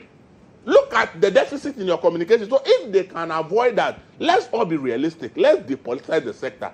Let the farmer understand every dynamic. Right. And let the farmer know that you are adopting the spot sales. These are the risks involved. From now on, this is it. Ivory Coast have done better than us. They have been able to do a certain percentage of spot sales. So their farmers know that when the prices go down, they are going to be hit. And if it goes up, they will enjoy. If you want to do that in Ghana, there has to be some education. Look, cocoa will remain important to our economy no matter what. This idea of processing 50%, already we do 30 to 40%. So if we are going to 50%, just addition about 10 to 15%. However, those who are making the decisions should go to CPC and find out the state of CPC and its debt. President Kodjo invested in expanding CPC with new machines with this same idea of we want to process more. Ever since that expansion was done, they've never been able to do their maximum capacity. And they have piled that debt upon debt, okay? After the last time I checked, Cocoa Board has supplied beans to CPC and they couldn't pay anything over like $200 million. So if you say you want to process, the question is it that debt-ridden institution which cannot pay for the bean supply that we are going to use? Right. So the state of this institution must be critical. I have said it. If you study the state ownership report, it's clear that any institution owned 100% by the government is making losses. If you want CPC to work, let's forget about this emotional attachment. Do a joint venture. Get a company that comes in with the expertise, with the finances, revolutionize CPC, and do it. If you are doing 100 million profit because there's a 50% joint venture, and you get 50 million profit, it's better than keeping the 100% and making losses of 100 and 200 million. Absolutely. It doesn't make any sense. How do you? Look, the cocoa sector, I'm worried. You know why I'm worried? Already people are selling their lands for galamseyers, to galamseyers. Yesterday I listened to some of the cocoa farmers that they will not even encourage their kids to go to take over from them. To cocoa farmers. And people are saying that they are going to abandon cocoa farming because of this small decision did I say small? This major decision that government has taken to slash their prices down. So we should be worried about the cocoa sector, what is happening. And that is why government needs to act and act fast on that sector. Because if our cocoa sector collapses, it's a major sector. If it collapses, this economy will suffer. That's why government should pay particular attention to that sector. Now, the policies that they are going to bring now, government is bringing. I listened to Dr. Amin Adam yesterday when he said that most of the things that he announced, the finance minister announced, were agreed on with IMF by the previous administration. This government came a year now, they've not implemented those policies, some of those policies, and we are back to square one. It is good that they are going back to those policies, like this spot price thing. If you explain to farmer that now this is a policy we are now going to, because of volatility of the commodity in the world market, that we are going to do this so that if the prices fall, you also take a cut. If they go up, then you enjoy. If you explain to the farmer these things, I think they will be encouraged enough. But they just don't say that one day, get up and say that after promising that you not do a haircut for them, and one day they get ashamed, 28% is gone. Right. And that's not good enough. So we should be worried. And government will have to look at that sector critically because it's a vital sector that if it collapses, our economy will suffer. I'll give you the final word on that. So, the idea of cocoa roads, beautiful idea, but I think it's driven Cocoa Board into huge indebtedness. And so what this government has done, and I remember engaging the roads minister, is to move that policy entirely from Cocoa Board, and then send it to the sector responsible for roads. I agree. But on paper, on the books of Cocoa Board, the debt was still there. So per what the minister announced, they are now shifting the debt from the books of Cocoa Board to that of the roads ministry. It then increases the creditworthiness of Cocoa Board, right? Not just that, there are some additional debt that the finance ministry has absorbed. So in essence, Cocoa Board has been given a bailout, in essence, as far as books are concerned. Moving forward, I think we should implement policies that never gets us to where we are now. The president has ordered a forensic audit into the activities of Cocoa Board. I felt it could have been done much earlier because I posed a question to Randy Abbey at a program. I asked him, he talked about decisions that were taken that have not inured to the benefit of Cocoa Board. So I asked him directly, were those decisions just bad decisions or they had criminal intention? And I'm quoting the question I asked him, right? And he mentioned that, well, he's not a lawyer, but a cursory look at those decisions. For instance, you are buying due stocks, right? And we have in excess that could last us for 2 years. And we still go and order for 5 years. Supply of due stocks, right? Do you know that? Right? That's a problem, right? But that doesn't lie within the purview of management of Cocoa Board. It's for the Attorney General to make a determination as to what happens. As at that time, when I asked him that question, he said no determination had been made. Now the president has just ordered for a forensic audit to the activities of Cocoa Board. That will lay to rest the question about management, mismanagement, and whatever. So then the cocoa farmer could be clear in his mind that what I'm suffering today is not because of somebody's policy. If it is, that person is answering for it. That shouldn't be difficult, right? Yes. Albeit belated. I think, and if it comes out that those were just poor decisions, you can't send somebody to jail for implementing a bad policy. No. Yes. Unless it's deliberately implemented to the benefit of that person, selfish benefits, right? Then you can hold the person responsible. Yeah. But if it's a poor decision, the ultimate punishers are you and I when we go to the polls, right? Yeah, right. And there's a lot of criminality that must be punished at Cocoa Board. Yeah. Right. Auditor General reports have discovered that chemicals, fertilizers have been purchased and were left to expire. Yeah. Yeah. They are in Auditor General's report. Millions and millions. But this country, So this how will is somebody go peculiar and to only procure Cocoa Board.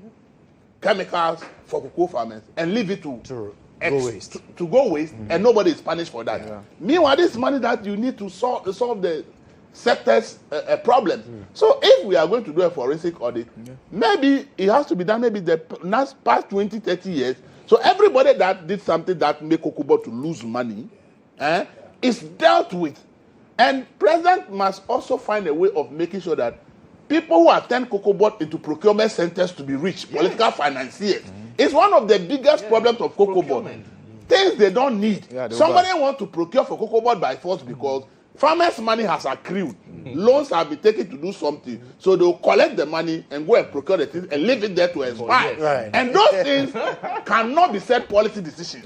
These things must be determined as criminal. Something that you don't need, you go and buy it now and for it to expire. How can that be a policy decision? I don't know whether it's on the lighter note. A farmer yesterday as cocoa farmer, well, because they've been giving haircut, whether the CEO and his workers will also get Haircuts in their salaries. They were asking for salary increments. 2017, where the CEO salary even became an issue. It was that was when we got to know that CEO was taking 70,000. I hear by now it's like over 100,000. It came up during the discussion, and the CEO announced that he said no to demands for salary increments. And before the staff will not be happy. But the reality is that economically, they are not financially, they are not in a very good position. So why would you want salary increment when, for instance, cocoa? But there will not be a farmers are decrease. now There will not be a decrease. It's against the labor laws. You can't you can't reduce anybody. 70,000 as for 2017. By now, It's okay. are we over 100,000 by now? Per month, By the way, they Per did some, month. they did some procurement. He was talking about procurement. They did some procurement by cars. They said over 100 vehicles. But if there it's for are a whole operational- lot of if it's for issues within the operational- first year. That's what the forensic audit. If it's for operations of cocoa board. Operation If- of for what? if- When the sector is where are you? Other When the farmers, Other companies when are they- buying it. Let's quickly talk about you cannot pay cocoa And farmers. why their do we program. why do we have a minister of agri with all the extension officers and everything? Yet you have to create a cocoa board that has its own extension Extension officers. officers. It's a creation officer. Why is it that the minister of So, agri Ivy, staff can't do it? Ivy, let's Nah. To be honest with you. Is it that run away? See, I always say this when I go on it. That the my things goodness. that Akufo-Addo did, that we condemn. Yes. Watch my face. We will not sit here and condone those things when they are done. Yes. Right? That's core principle. And trust me, you will get that from us on this platform. Yeah.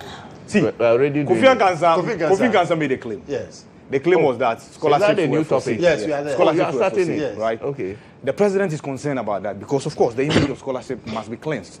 We had things in the past; those things were not even worth repeating, right?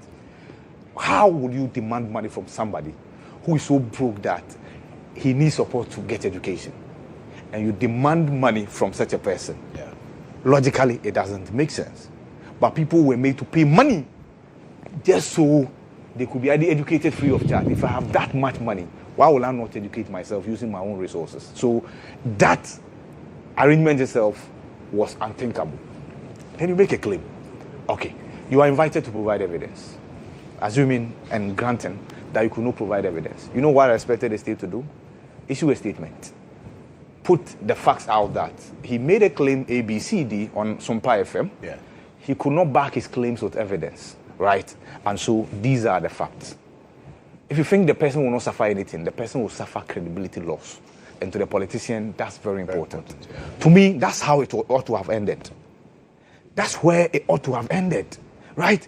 Bit about arrest, detention, and we are going to prosecute you. Then you realize that no, prosecution will be in a very bad light. Okay, so we are granting you bail.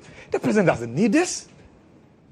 And so somebody must know that the president doesn't need this. I don't know why it's difficult to understand this.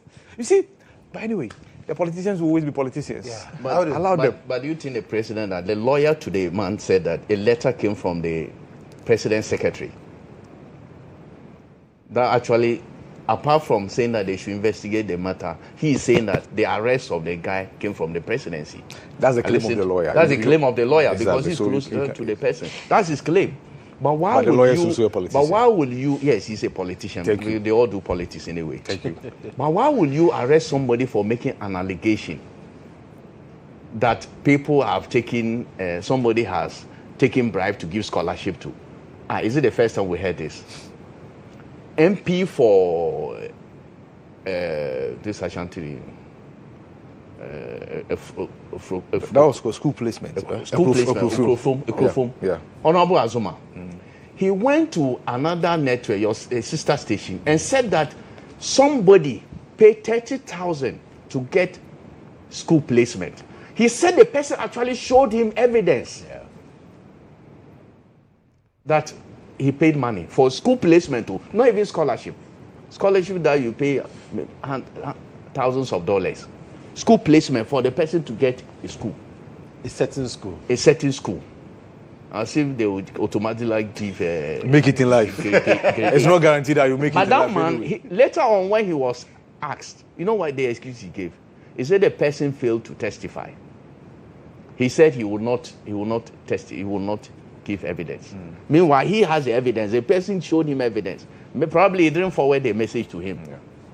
That MP was untouched. Was it not an allegation? Was it not? Look, this country, I am saying that IB said it, that look, government should not create problems for themselves. So we say that a previous administration, this was what happened, now this is what is happening. We should not create that condition. This animal farm thing, we should stop it. Look, we sat in this country, we were in this country when people made allegations that Haptel, you know Haptel? That Dr. Baumia owned Haptel, and that if you bought electricity, how the money was going to Dr. Baumia. Was that person arrested? People made all manner of spurious allegations against MB. Why must it change? That somebody makes an allegation, as IB said, at best, expose a person, he has made an allegation, is proven not to be true, you issue a statement and let him go. You arrest the person, put him there. They were actually going to put the man on trial. Yes. Until his lawyer set sentence on that same network. They take him to court. To court. Yes. He said so many things. They were not going to release him. He said until he spoke about his health, the guy's health, and even the health of the parents. And that if anything should happen to the parents and the guy, the blood of those people should be on the presidency. That's why quickly they called him back after granting that interview and released him. Why should this happen? Allegation. Allegation. People have made allegations against so many people. Nobody is. Why would you arrest somebody and lock him up because he has made an allegation? Right. Which is by me. I say that it's 100% correct anyway. It's true. Don't we all? Look, we are just hypocrites. It's not about. Look. It's not about. I am saying that allegation is an allegation, but it's not based on allegation. You arrest somebody. Are you going to prosecute somebody based on allegation? Does it happen even in court? IB. Can you prosecute somebody based on allegation that he's going to be deceased or public officer? Is that what you are? That he was causing what? What's the charge? No, fake news. Publication of false news. Yes. Yeah. Then we'll go back. This is people were arrested in the past. Right. Apia Stadium was arrested. The point is that it's bad. It's bad. It was bad yesterday. But that's why I'm saying that government should not create conditions that will create this kind of thing. We are unfortunately. Look, Apia Stadium. Look, I am saying that I have said this several times. If you make allegations against me, and people say it is I should not say that. If you make allegations against You me, fight the person. I go to this thing, and I think that, look, I don't want to say it on air. Yeah, well, you But fight the person. I will not prosecute you because it may not. I may not get anything. I'll make sure that you don't make that allegation against me anymore. Look, I have said it. People sit on radio and insult people, say this person is a criminal, he is this and all that. We should not be arresting those people. If you say something, you know, defamation is personal. Yeah. Let that person get the person who has said things against him. Don't let use state forces or state power of the state to arrest people based on their comments, their opinions. Right. If I made something against Joshua, issue is defamation. You should take me to court, The state should whoever not you be- want me to. The state should not get involved, and we should not go that way at all. Absolutely. Elvis, you have the final word this morning. Well, it turns out that President Mahama is getting the worst record in terms of attack on free speech in this country. Just within first year, if you count last year to now, the number of people who have arrested because they said something is unprecedented. And My senior it's brother, so sad. Who is a journalist? It's so sad that the president promised that journalists must be allowed to do that. People must have the freedom to express whatever they want to express. This is happening under his regime. And so far, he has not called any of those people who are messing him up in this area to any order. I believe that if any one of the heads of the security institutions get fired for such arrests, I think that people will sit up. Forget. Because what is wrong if somebody says that he suspects that scholarships have been sold, or he says scholarships have been sold? What's the essence of detaining the person? For what? Just as IB has said, and I've also said this over and over, if somebody says something and you invite the person, if the person cannot prove what he has said, just put it out in the public domain. That yes, this person has said A, he's been invited, given the opportunity to prove his case. He's not able to prove his case, so this is what it is. Let it be like that so that the public knows that I can't trust this gentleman if he says something, because the last time that the person said something and was asked to provide proof, it turns out that the person could not provide any proof. I think that is where it should end. Right. We should not be stifling people's ability and freedom to speak. That is not good for a democracy. That is not good for us as a country. If anybody says anything, let whatever be it do. So far, this allegation of scholarship being sold, it has been Akufo-Addo government. These allegations were made by several NDC people. Who arrested any of them? The sale of scholarship. Several people. If you click on Facebook right now, people even came out to write that they were direct victims. No investigative bodies even took the word of those people and said, if you are claiming that somebody actually took money from you, then help us fish out those people. Right. So the investigative bodies that we are paying with public money, instead of them feeding on some of these things and using it as what? We call it news peg in journalism. As a source, a tip-off, to say maybe something might indeed be happening at the scholarship secretariat. This thing, allegation has been in place since Akufo-Addo. Mahama has come, it is still being made. Can we, those who claim on social media that they were direct victims, can we have some form of conversation and try to track down what is actually happening? To me, that is what the investigative body should be doing. Going after the person who is making the allegation is not what they should be doing. They should take the information as what? A tip-off to them. And then if they want to talk to the person and say, oh, this thing, we want to look into it. You are not a suspect, but we believe that you can help us, because if you are a direct victim, then you know who and who asks you for the money. And then you can pick, and there are a lot of, if they go on Facebook right now, they will get more than 10 people who have made the claim that they were asked to pay money for scholarships. Right. They themselves, not somebody. Why there no investigative body after today has been able to do any investigation into that to come up with anything? That is the question we should be asking. Okay. It's not about going to arrest the person who is making the claim. I don't think that is helping us in any way. We are not solving the problem. We are not solving the problem because we are not doing this thing. We are not actually using those information as a tip-off. Okay. In other countries, you know, even when it is one line in the corner or somewhere, If it's one line in the corner of any of your social media account somewhere, some investigative body picks it up. It's not interested in you. It is what you put there that they are interested in, and they want to look into it to find out whether what you have posted is there's some truth in it. And I think that is what we should be doing. Okay. So for me, President Mahama, if he wants to protect this legacy term, then he should be calling those security officers and agencies that are doing this. To the extent that the OSP even invites people that they make allegations against him. God knows everybody. That because he's claimed that he said he asked for a private jet, he was arrested. The charge you just mentioned. Do you understand it? Yeah. We shouldn't be letting this thing be happening at all. Okay. It should be the other way around. But we are realized to make the people who are actually trying to provide information to the security agency as the suspects. Elvis. It shouldn't be the case. Elvis, this country will behave like us. Very well. We So, all know gentlemen, all that mess. thank People you. pay bribes to get placement in military. Which is wrong. Police. Which is Yes, wrong. but that's why we should Absolutely. find So solutions. use Right. it So, as a means to gentlemen, investigate. find a solution. Don't go Okay, after the person nonsense. telling Gentlemen, you. thank you so much for coming. Elvis, Audu, and Ibrahim, thank you so much. Hopefully next week we get to have another bite at it. But that's it for... Yes. Next week we'll talk about Baba Jamal Charlie. and matters arising.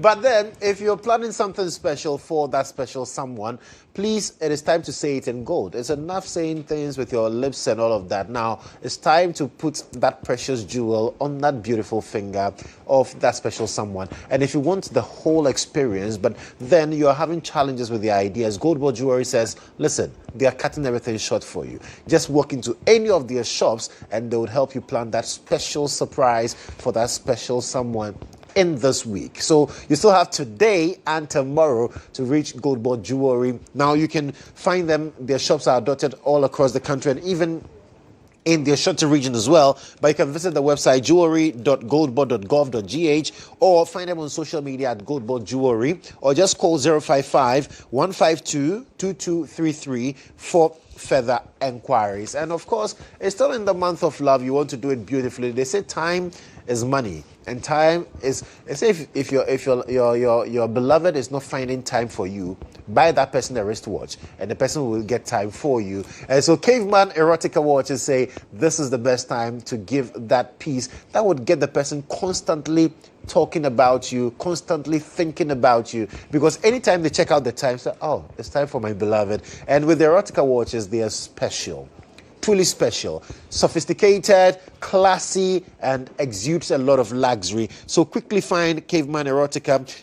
Visit www.cavemanwatches.com or then call or WhatsApp 055-855-2046, 055-855-2046 to purchase yours now. Well, we've got exciting interviews right after this. Kindly stay with us.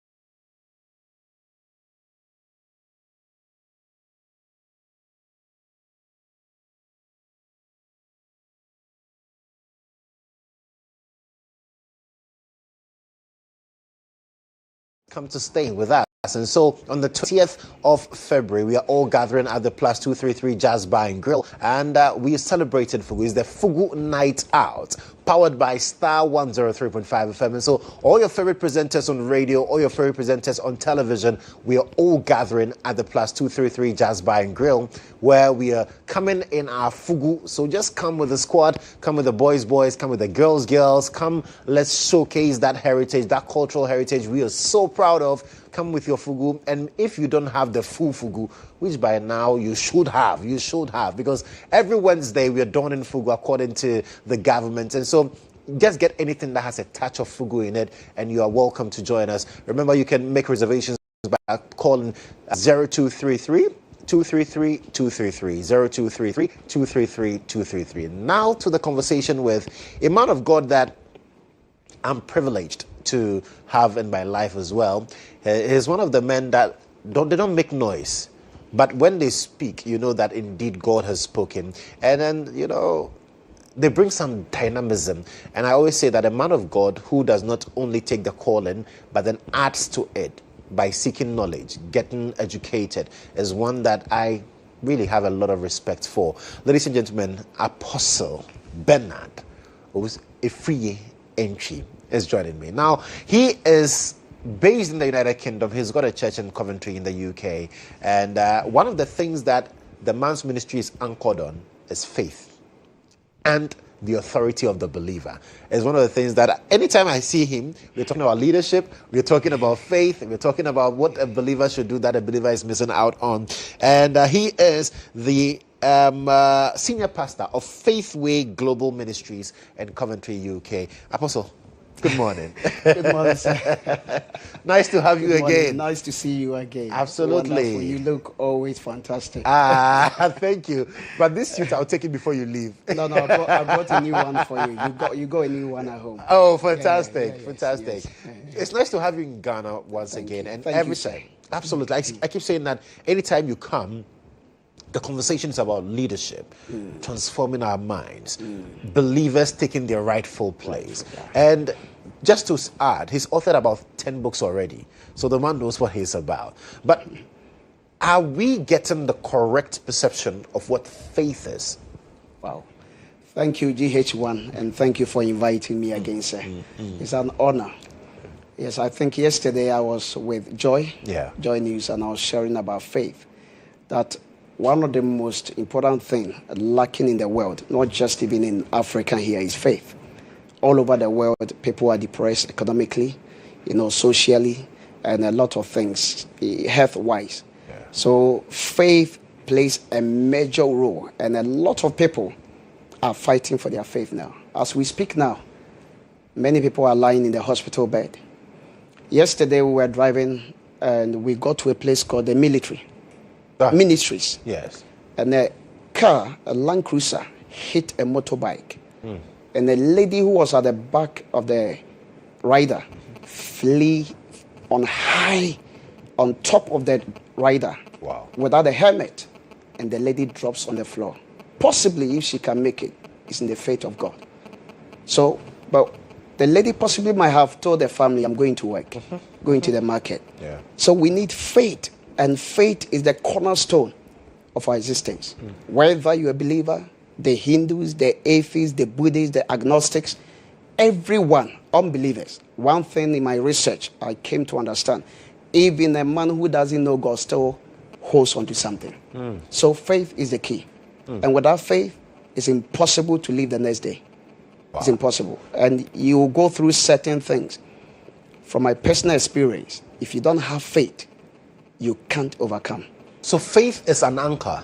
It's an anchor. That quite a number of things revolve around. Yeah. But when it comes to the exhibition of faith, okay, do we have responsibilities that we also have to play? Because I know people say that, okay, my faith, I'm believing that this will work for me, but then I should just sit back and keep believing and everything will work out.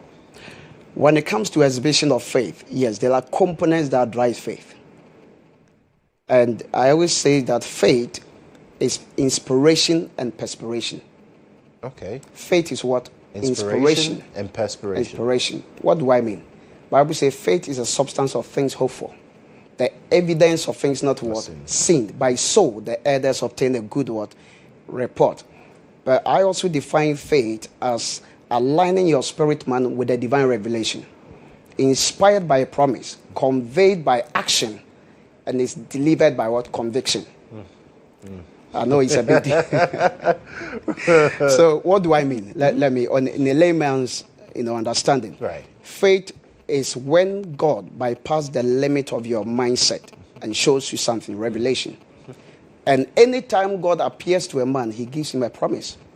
And that promise must be conveyed by action. Okay. So it doesn't matter how much you pray, how much you fast. If you don't take responsibility, you cannot rise in life. Yeah. And action, you must also have the conviction. So faith is not a preference. Faith doesn't change under condition. I'm not serving God because of what he can do. That's what Daniel 3:16, the guy said, King Nebuchadnezzar, we know our God is able but to deliver us. But if he doesn't, we'll still serve him. So we don't serve God, or our faith as believers is not by preference. It's not today the weather is okay. I'm okay. Today is winter. No, it's by conviction. So Abraham was fully convinced, persuaded. So one thing is that we must have knowledge in Christ. Our blessing is through knowledge. And this is one of the biggest issues facing African church today. We talk about favor, we talk about grace, and it has made people very lazy. That grace has accomplished everything through the finished work of God. But it takes faith to appropriate the blessing. So right now we sit here.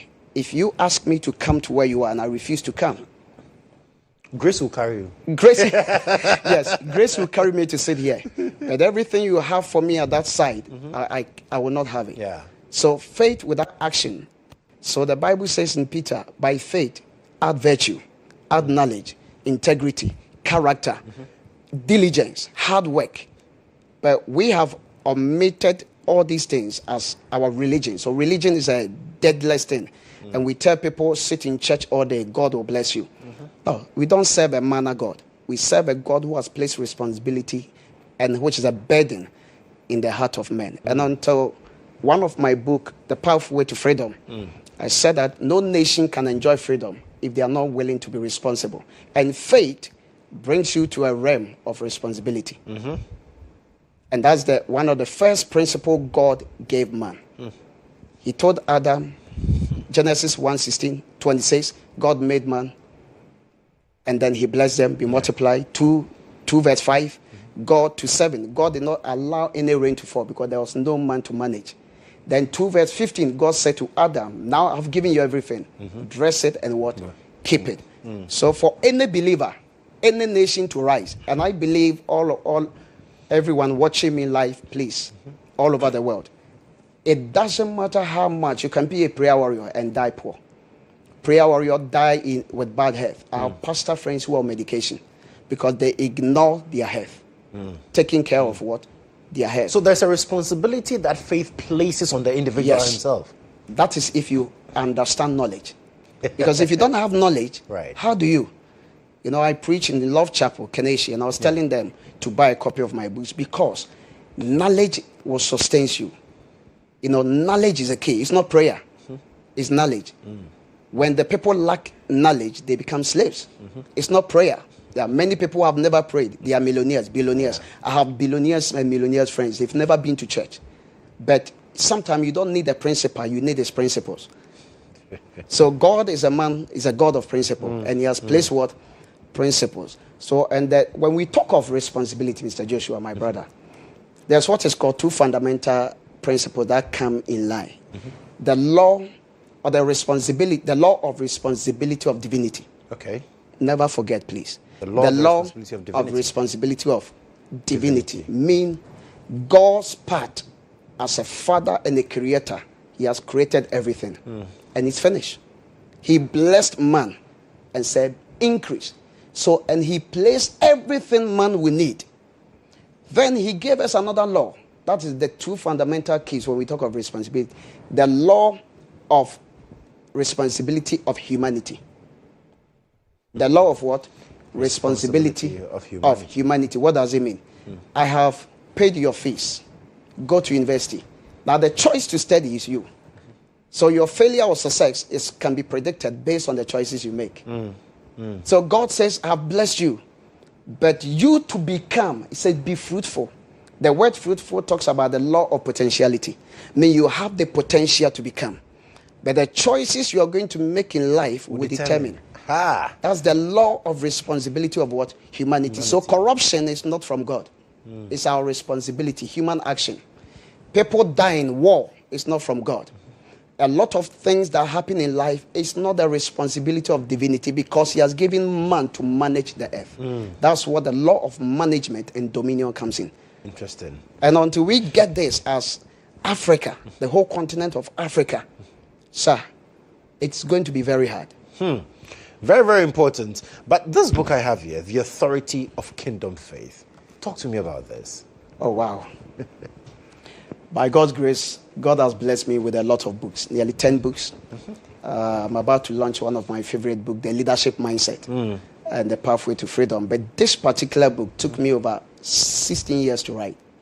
Wow. Yeah. In 2006, I started to write this book, and the Holy Spirit said to me, it's not time. I didn't know why, but the word I heard is not time. And I will share a few testimonies.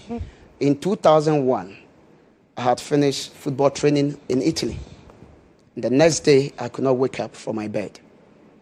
My parents rushed me to the hospital, and I was told I have a spinal cord condition linking to my sacrum.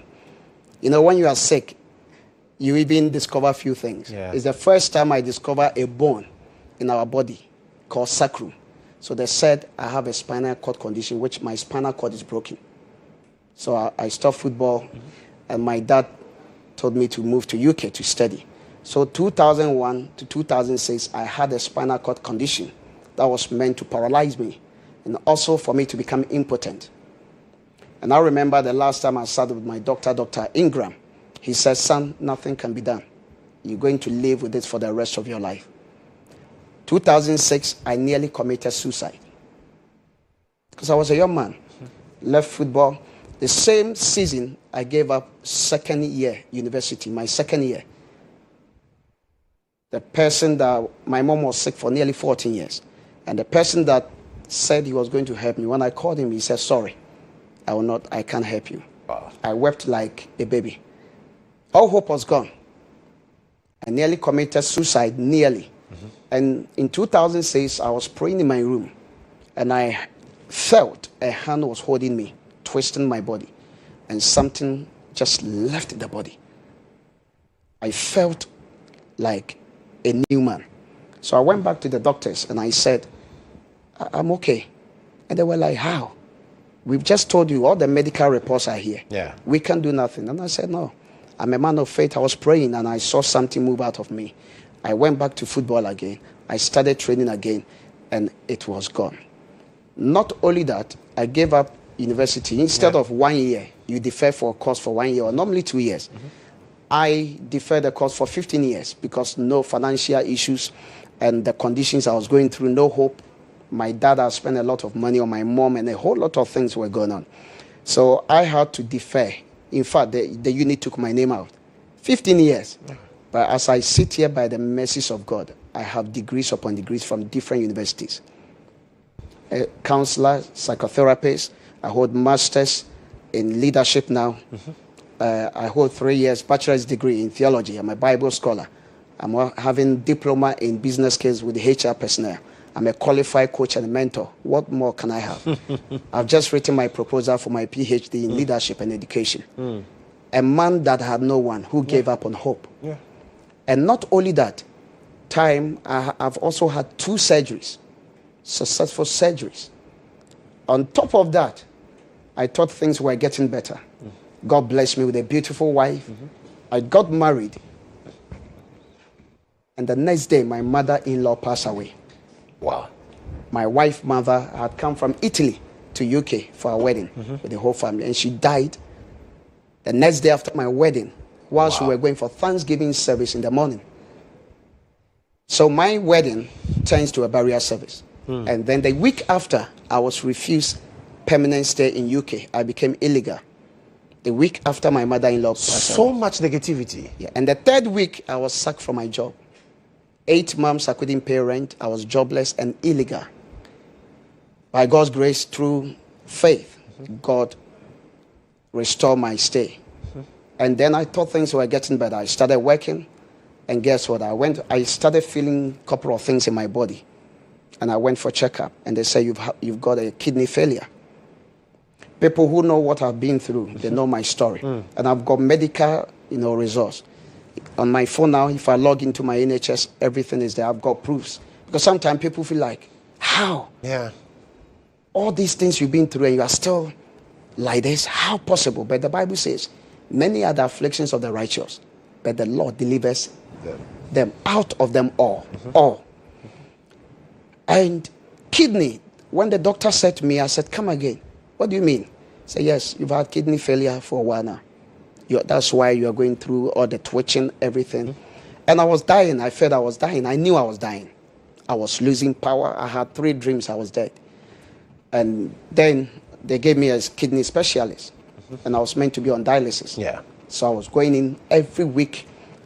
And Dr. Stern and some of the Ghanaian nurses saw me on the 5th floor.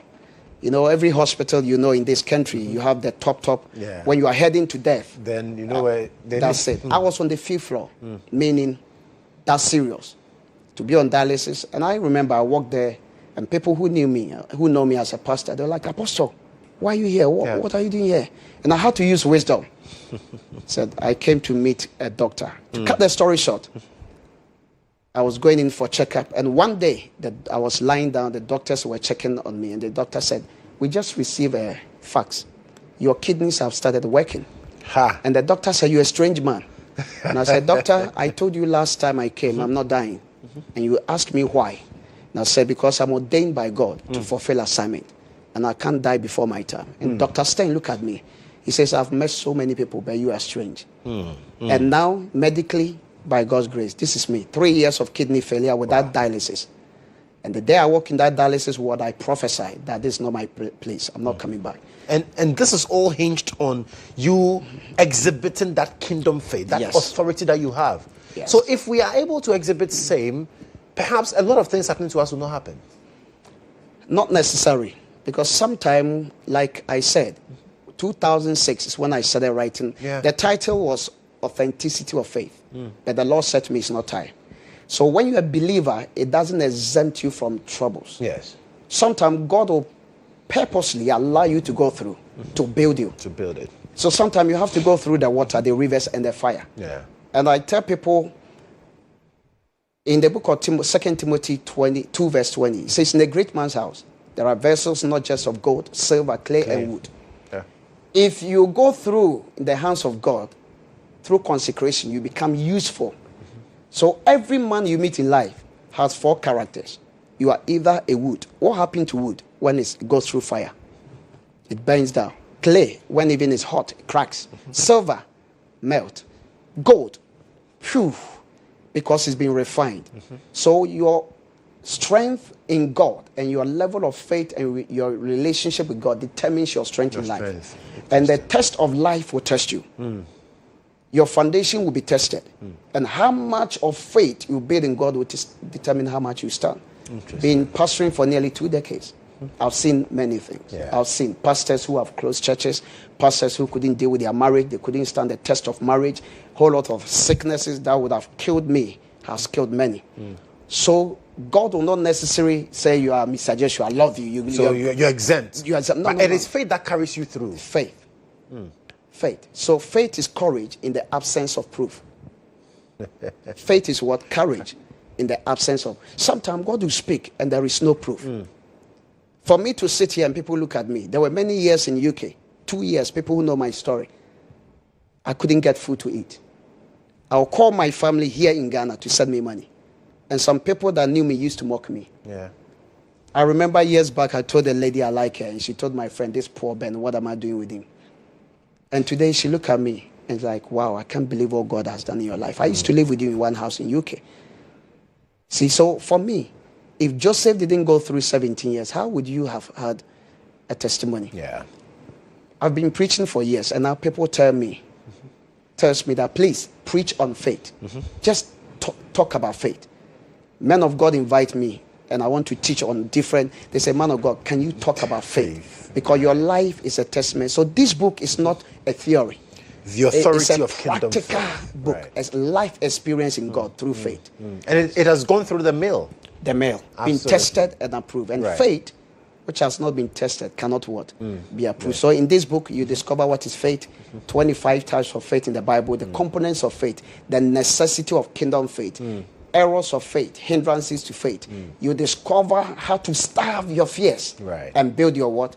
Faith. So please, faith is the key. Absolutely. And we are running out of time, but I cannot let you go without talking about the mindset of leadership briefly. Because anytime I've had you here, we are talking about leadership. Yes. And leadership has become very key, not just on the continent, even in Ghana, in our churches, in our homes. The mindset, that book that is coming up, what should we expect from that? We should expect that leadership is a fundamental key. And I said that last time I was here, everything falls and rises on leadership. Absolutely. And for me, critically speaking, Africans' major issue is on leadership. I've read books. I run a company, leadership training schools. I've been pastoring for years. And every nation, every organization thrives on leadership. And until African leaders sit down and assess certain things, I call it the law of restraint and release, that we are also corporate. We are part of the problem. We cannot move forward. Because you know why? Dr. Kwame Nkrumah said something, that we are now free from our colonial masters, but we are not free. Yeah. He said we should change our mind. We should work hard, build character. And are we doing it? And leadership is an attitude. Attitude is a mindset. Mindset is a belief system. A belief system is a philosophy. A philosophy is the way you think. So a leader's mindset determines a nation. That's what the Bible says, don't put a novice in power. So you can have the biggest resources, everything, human capital, money. But if the leader's mind is bad, nothing will work. And for me, I stand to say again, until we have a president, and the leaders who will introduce leadership as part of our curriculum, we still have a long way to go. You've Because been saying this for a long time. yes, it's a burden, because we have a lot of African leaders in parliament today. When you talk about leadership, they have no idea. I run leadership seminars by God's grace around the world. Now, by God's grace, I'll be heading to Kenya, in America, in July and August. I talk about leadership and people are lost. I speak about leadership integrity, the discipline of leadership innovation, Right. the vision of leadership character, and people are sitting down. And the leadership priority. And people don't even know. And all of this are contained in the book. They are in the book. But Apostle, when is it coming out? And how can we get your books? Yes, Maybe. it's on print. So Okay. hopefully next 2 weeks. Right. Yeah, it's coming out. Yeah, it's on print at the minute. Right. So leadership is a key. And until you build a leadership mindset, sir, corruption, what is it? It's a disease. And it can only be stopped by what? Mindset. Right. Until a leader or leaders sit down and say, you know what? We are eating the future of our generation. We are destroying. Look, Mr. Joshua, I was listening to you and also the debate, I think, on Joy about this water Yes. bodies or what is happening in Ghana now Yeah. by the Chinese. Any man, Illegal mining and how it's affecting our illegal water mining bodies. and how it's affecting our water bodies. Any man, any mind with a right conscience will never sell his nation for money. Any leader with a right conscience will never sell a nation for what? Money. And this is political. There are governmental leaders who are into mining, making money. But a true leader will always look at Singapore, Malaysia. Yeah. I've read a whole book on Lee Kuan Yew, on Singapore, from third word to first word. How this guy aggressively turned a whole nation from third word to first. Why? Mindset. He eradicated all the corrupt leaders. And today, look at Singapore, the fifth richest and powerful in terms of economy. Even Malaysia. Why can't we do the same? It's our mindset. When you sit down with a white man and a black man, most of the time, the only difference is this mindset. Absolutely. We do things backwards. They do things forward. And it's not because we are not. Black people, we are very knowledgeable. But greed and wickedness has embedded the mind of a black man. And I say this again, no leader will sell his conscience, because the integrity, leadership integrity, is that a leader will always preserve, a true leader will always preserve his values. A leader will always what? Even sacrificing his best friend to what? Keep his values and principles. And that's what Africa needs. It's all leadership. If the top gets it right, the Everything bottom will follow. Yes. All the police on the road taking bribes. You see a motorbike, cars, they stop you. Yeah. They just say, oh, please, you give them money, you go away. Why? But if there is discipline from the top, if all the administration of President Mahama knows that if I mess up, I'm in trouble, sir, nobody will try. So it's a good thing that the president has said that he will not shield anybody. If you are found culpable, you are on your own. The question is it practical or theory? That's the question we need to. Is it practical? It's easy to say as a pastor, I will not take church coffer, money from the church coffer, but who knows if I'm doing it? So for me, I believe in self-discipline. Right. Self-discipline, I impose laws and principles without compromise. Even when no one is watching. I sat down, spoke with an MP. How many years now? 3 years, 4 years, 5 years, almost 3 times. And he told me face to face, says, man of God, corruption is impossible to fight on our nation because we are part of it. So we need leaders, not politicians. Right. And until we, Africa can change. It will take years, but we need to start from somewhere. And the laws, a nation without laws is heading nowhere. Absolutely. And we must start from the leaders. If I become a president, oh my God, and I pray one day, or to become an advisor to presidents, I've always prayed. Even the way we do church, Monday to Sunday, sit in church for 6 hours. What are the laws governing even freedom of worship? The noise people make, I won't say the place I'm living now, but there is a church behind where I live. I can't sleep at night. They don't even know. This is a nation that don't even know that people go to work at night. Some have come to sleep. So we can't make noise at this time. How do we? The mindset. The mindset. You go to Europe. Recently, a pastor friend asked me for money. I didn't give him. You know why? He's always in the market preaching. And I said to him, it's good, but find a job. Add a job to it. You can't preach on a bus in UK. It's not because they don't love God, because there are systems. There are systems in place. You can't make noise in your house when someone has come back from night shift sleeping. Systems are there. You respect people. But here we do things anyhow. I think we need like 3 hours to just talk about this. But unfortunately, we need to go. But Apostle, this is your camera. Your final words to the people of Ghana. My final words is that I want to say to all believers and everyone in life who has lost hope that with God, all things are what? Possible. If you don't know anyone in life, I'm a living testament of God's glory. A man that lost all hope in life, financially, health-wise, everything. My condition shows impossibility. Today, I'm the one speaking to you. And my prayer to our Father, President Mahama, is that the young people need you. We are the ones to continue your succession. So please, raise good leadership succession so that we can continue the good work. And please, start today. We are begging you. Fight corruption. Fight the thing that destroy our nation. And also, please, build and also tend to the young people who are lost and who don't have hope, traveling on the sea through the desert to Europe. Please, we can stop it and we must start from somewhere. So may the Lord bless you for having me. And thank you so much, sir. Apostle Bernard Owusu Efriye Enchi. Thank you, sir. God bless you so much for coming. God bless you. And it's always a pleasure seeing this man of God. I really have so much respect for him. And good morning to you, Betty. Apostle is still in town. He's got quite a number of activities also lined up. And so just follow him on social media as well and get to understand where he would be and then the various programs that he's also going to be a part of while he's still here in Ghana. But today is the 13th of February. There are some people who are celebrating their birthday. So we are going to say happy birthday to you, Amanda. God bless you richly, crown you with success, and elevate you. Here's to your sparkle, your charm, your glow, and to higher heights and overflow. Do have a wonderful birthday, Amanda. Happy birthday to you, Griffin Kirk Onuma Adi. May God protect and guide you. May you grow to be a successful and prominent person.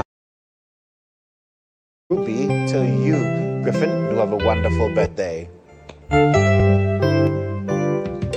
Happy 70th birthday.